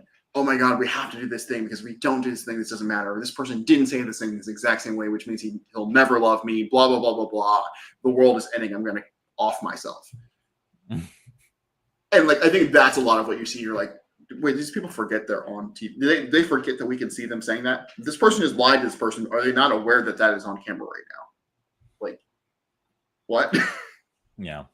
I think that there like there's definitely like the fish tank component of that. The like what we're seeing through that fish tank is like what you're describing, which is like everybody sort of like in those like really amped up moments of like feeling like it's extremely important. And I wonder if like the people that come out of that fish tank, the people that then try to like have a life afterwards, like they just get sort of hooked onto that attention and that lifestyle. Yeah. The honey boo boo effect, I'm going to say. Yeah, I mean, I guess there's like two different reality TV show like segments. Then there's the one is like the documentary style thing, like your Honey Boo Boos, My 600-Pound Life, whatever. And then there's like the I am opting into being onto reality TV, like I'm seeking it out, like clout chasing shows, kind of like, I think most dating shows are like this right now, where people go on them for love, but it's also for the love of the brand deals I'm going to get when I get out of the show after having had a really good edit. Right. Yeah. Absolutely. You know, here's the thing. Like when reality TV started becoming a thing, like I'm talking like Real World on MTV in the late 90s. Like I was only marginally aware of it. I wasn't very particularly interested in it. But then when I turned 17, like I entered into a living situation where like I didn't have access to a TV. And then just habitually, like even when I did have access to a TV, didn't really watch it until like I want to say 2014, 2015. So I went like about 15 years where I didn't really watch any movies or television. Certainly not cable TV. Like any movie that I saw was like friends are like, Sean, you've got to see this movie, and then I would go see a movie. So there was always this sort of like aura of like, oh, this movie is socially important for me. Whereas like with TV, like it was never part of my media diet. Yeah. So like now that I, especially when I started my second master's degree, I started like all of a sudden I was in a room with like, I want to say 30 academics, and they were all talking about like something on reality TV. This is like, I want to say like 2011 or something like that. And I felt like a fucking alien because like these are like all super smart people, like, you know, literary nerd types, linguists, philologists, like the whole bit. And like, I'm in this room drinking with them, and like, I legitimately had zero things to say over the course of the conversation because people only wanted to talk about reality TV. It was crazy to me. Yeah. Which I do think there's a bit of like the sort of fish tank component you've talked about, like, oh my god, look at the people thing. Also, I feel like it's become so prevalent that it feels really normal to watch it. Like so many of like the most popular shows are reality TV, and so if you're at all tuned into like the cultural zeitgeist, you're gonna end up consuming a lot of that stuff anyway. Like at The Office, for example, everyone was watching Love Island because you'd go to work and that's all people would be talking about. So people would start watching it, not even care about it, but be like, I want to be part of the conversation because our media is so much more social now, because that's the way people feel connected. Not being able to talk about the thing feels exclusionary way that maybe it didn't feel in the past. Yeah. There's an interesting conversation going on in the chat alongside our conversations. The talent show reality TV, a lot of folks feel included. I definitely agree with it. I think this is the appeal of most Mr. Beast videos for sure, because a lot of the appeal, aside from the fact that it has been like literally engineered to be as dopaminergic as possible, like most of the challenges at Mr. Beast are made to feel like anybody could do them. And so the whole time you're watching a Mr. Beast video or any sort of like reality TV with like a talent component to it, you're just like, oh my God, I could do that better. Like, what the fuck? I have a chance. And so that there's an aspirational component to it that I think draws people in. Yeah, for sure. Fish tank who are told to act out of the unrestricted version of themselves. The implication there being that the reality TV offers us a glimpse into what a libertarian paradise looks like. Yeah. People read stories because they were. I don't really know if I understand. Like, people read stories because they were not invited to the party. Oh, all right. It's like you get to live vicariously through the people on TV. Okay. Yeah. Yeah. A more free-flowing version of the cast are possible. And the participants are probably uncomfortable at first, but as soon as one person cuts loose, they all follow. Their entire funnel is built around that feeling too. Yeah. Well, there you go. There we go. I did not have anything in particular that I wanted to. I just wanted to come on and say hi before you left, and like did other stuff like today. I'm legitimately just going to spend the next 4 hours uploading shit to Kajabi. That's literally my life right now. Oh, well, I appreciate it. It's always fun to chat and see you, and that the book stacks have been slowly Slowly. There's more stacks now that I've actually you Oh. didn't see it, but there were actually 3 unpacked boxes. So that it's all out right now. So it's terrible. Are you ever going to be able to take care of like the AC situation in there? Like how unbelievably cold it gets in here? Yeah. No, probably not. I'm thinking about possibly like taping up the vent. Because what that would do is it would warm my office up and then cool down the rest of the house, which it desperately needs right now. Oh. No. No, I do not have this desire, because if the stack fell, it would damage the books, and we can't have that. We love our books too much to damage them. Yeah. When I was homeless, like I legitimately like would just get books and stack them in my like the footwell of like my back seat or like in my trunk. There was definitely a 3-month stretch of time when I was like 19 where I was driving around and my trunk was full of liquor and books. That's it. Knowledge. And clothing. Yeah, exactly. Ty Lopez would support that. Oh yeah. Does he strike you as like a little bit of a recovering alcoholic or just a functioning one? I don't know if there's anyone in this space who doesn't. I have definitely noticed that there is a predilection for substance abuse among people in the info publishing space. So I think it's one of those people at the extremes, and so when you have that very extreme lifestyle, then a lot of the indulgence becomes extreme, and it's sort of a justification. I invest so much, therefore I have to party really hard, or I have to whatever, and it's sort of it's really easy to rationalize when you see the success, even when like some of the patterns around that are a little deleterious. But you don't have anyone to tell you to cut that shit out either. Well, yeah, especially if you like get rich enough or big enough, like you experience some umbrage whenever somebody starts telling you what to do. Yeah. It's so funny. We've been watching Below Deck recently, which is a reality TV show that covers like the crew who works on like these mega yachts. And so it's basically like you will pay $30,000 to charter one of these for 3 days. And this is like, they're like hotel staff, they're catering you. It's supposed to be this really luxury thing, whatever.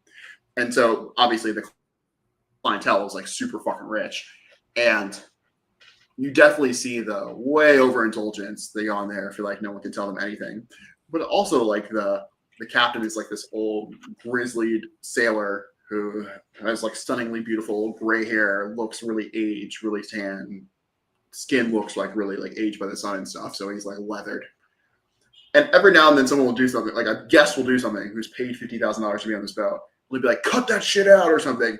And you see these people's faces just go pale and crumble. And you're like, it also feels like a lot of these people have just been craving for that like authority figure in their life to like rein them in, because they've lost all sense of control because no one will ever tell them no. It's so funny. Goodness gracious. Yeah, power is weird, and the human brain on power is a very, very weird thing. I think that the best times in my life, like in most productive times in my life, reflecting back on it, were when I had a lot of people telling me no. And so much of my life was spent in pursuit of getting to a point where I no longer had people telling me no, that really drove me and motivated me. And then now I'm in a position where like, there's not a lot of people telling me no. And I'm like, oh man, I do feel like a little bit of a fire has gone out inside of me. Yeah, that's a tough thing. It's funny. I'm saying a similar thing or Chelsea and I have a conversation a long time ago recently, where I'm a very, very, very confident person. And I think I expressed to her that like, I am the happiest when people like tell me or demonstrate to me that I'm wrong. Where I'm like, and I seek that out, and it's actually like a really good feeling. So I'm like, oh, okay, now I can do better, whatever. Because like you get to a point where you're like, okay, I have this power, I have this control, I have this expertise, and so I'm just kind of coasting, and that's great. But also, in the back of your head, everything I do can't be the best. It can't be right. It can't be whatever. And so like having those like checks, those rails, those other people to come and be like, no, here's another thing, accommodate, change your shit up, is refreshing, is stabilizing in a way. Because you're like, okay, I'm not in it alone. It's not just me. I'm not, if something goes wrong, there are other people I can trust even. And so even beyond the sort of personal component of like wanting to feel like there are higher things for you to reach, there is like the feeling like you can trust people around you because there are people who are willing to tell you that your shit isn't perfect. It's like a huge thing. Yeah. I definitely feel like that everything that we just talked about is a huge reason why Stephen King and James Cameron haven't produced anything good in the last 20 years. Yeah. Yeah. Like Stephen King, ain't nobody editing Stephen King anymore. And you can tell. James Cameron, like, there, like, what were the best James Cameron movies? Like Abyss, Terminator 2, Aliens. And like 2 out of those 3 movies like had a director's cut, like a special edition, like where it like more stuff of James Cameron's was released. And like since then, like Avatar, we don't need 19 avatars, and each one doesn't need to be 4 hours long. That's just a fact. Space Pocahontas. Yeah. Yeah. The people, you need people to tell you no in your life. That is what I'm convinced of now. Yeah. Here. I'll answer this question. It's funny. There I actually know a lot, but a lot of those people are there because they were not at some point, and they had to be like, okay. Yeah. I think less depressingly, less like, to be a little bit less like rigid about it. I do think that what you'll find for anything that has to do with creativity,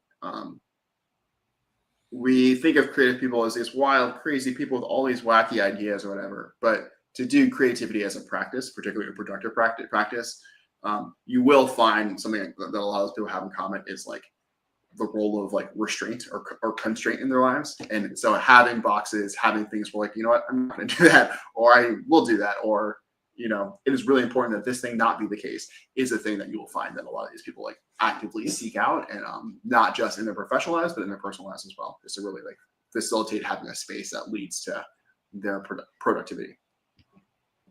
Yeah, I would double up on that. In the direct response world, everybody I know who's straight edge is straight edge for a reason. So yeah. And so like also the flip side of that too is like it's a thing that's very like respected and taken seriously by other people too. It's like not like no one's calling you weird, no one's whatever. People don't even really ask. Like, okay, sure.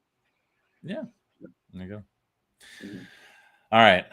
We have some more good conversation in the comments, but at the same time, I do need to finish uploading all this stuff to Kajabi.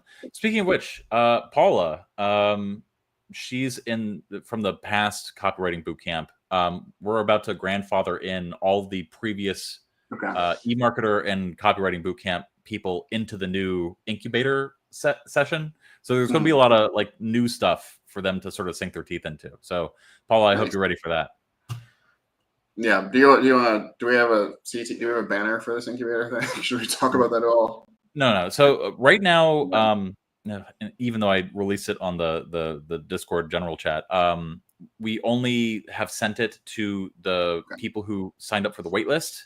Tomorrow, I'm going to send a reminder to the people on the waitlist, and then I'm basically going to say in the copy for that, like, listen, there are X number of spots left. Right now, I think there's like 15 left out of 20. And I'm basically going to say, like, tomorrow I'm going to send this to the full list of customers of this many people. So, if you want your chance, it's leaving soon. And so, and then on Monday, we'll send out to the customers, and there you go. Awesome. Well, then we'll close with our typical, hey, we had a stream. If you want the stream to be about your copy next time, look at that. Go down here. Yeah. One change that I made, and I made this a quiet one, was we sort of quietly agreed to let the people in the Patreon have access to like the backlog, the 147 streams and masterclasses that we had previously decided to take away from them. Now most of that stuff is in the Platinum Collection and the CCC, but like I felt bad. We felt bad collectively, just sort of like restricting people from like all that stuff. So yeah, if you're a member of the Patreon, you have access to 147 different resources now. Hooray! Yay! Again. We took it away, and like all the people that joined after that never had it to begin with, and now we're giving it to them. So the 2 people that have joined Patreon since we removed all that stuff, they just had a nice little Christmas brunch. Christmas in July. Exactly. Now August, but it was July when that happened. Okay, cool. Yeah, there you go. Thanks, guys. We had a stream. Like we're at that 3-hour point where I'm just like, oh, your brain's melting. Yeah, you need to go see a movie, and then I need to go through the stacks. Okay, bye, guys. All right, bye. Okay.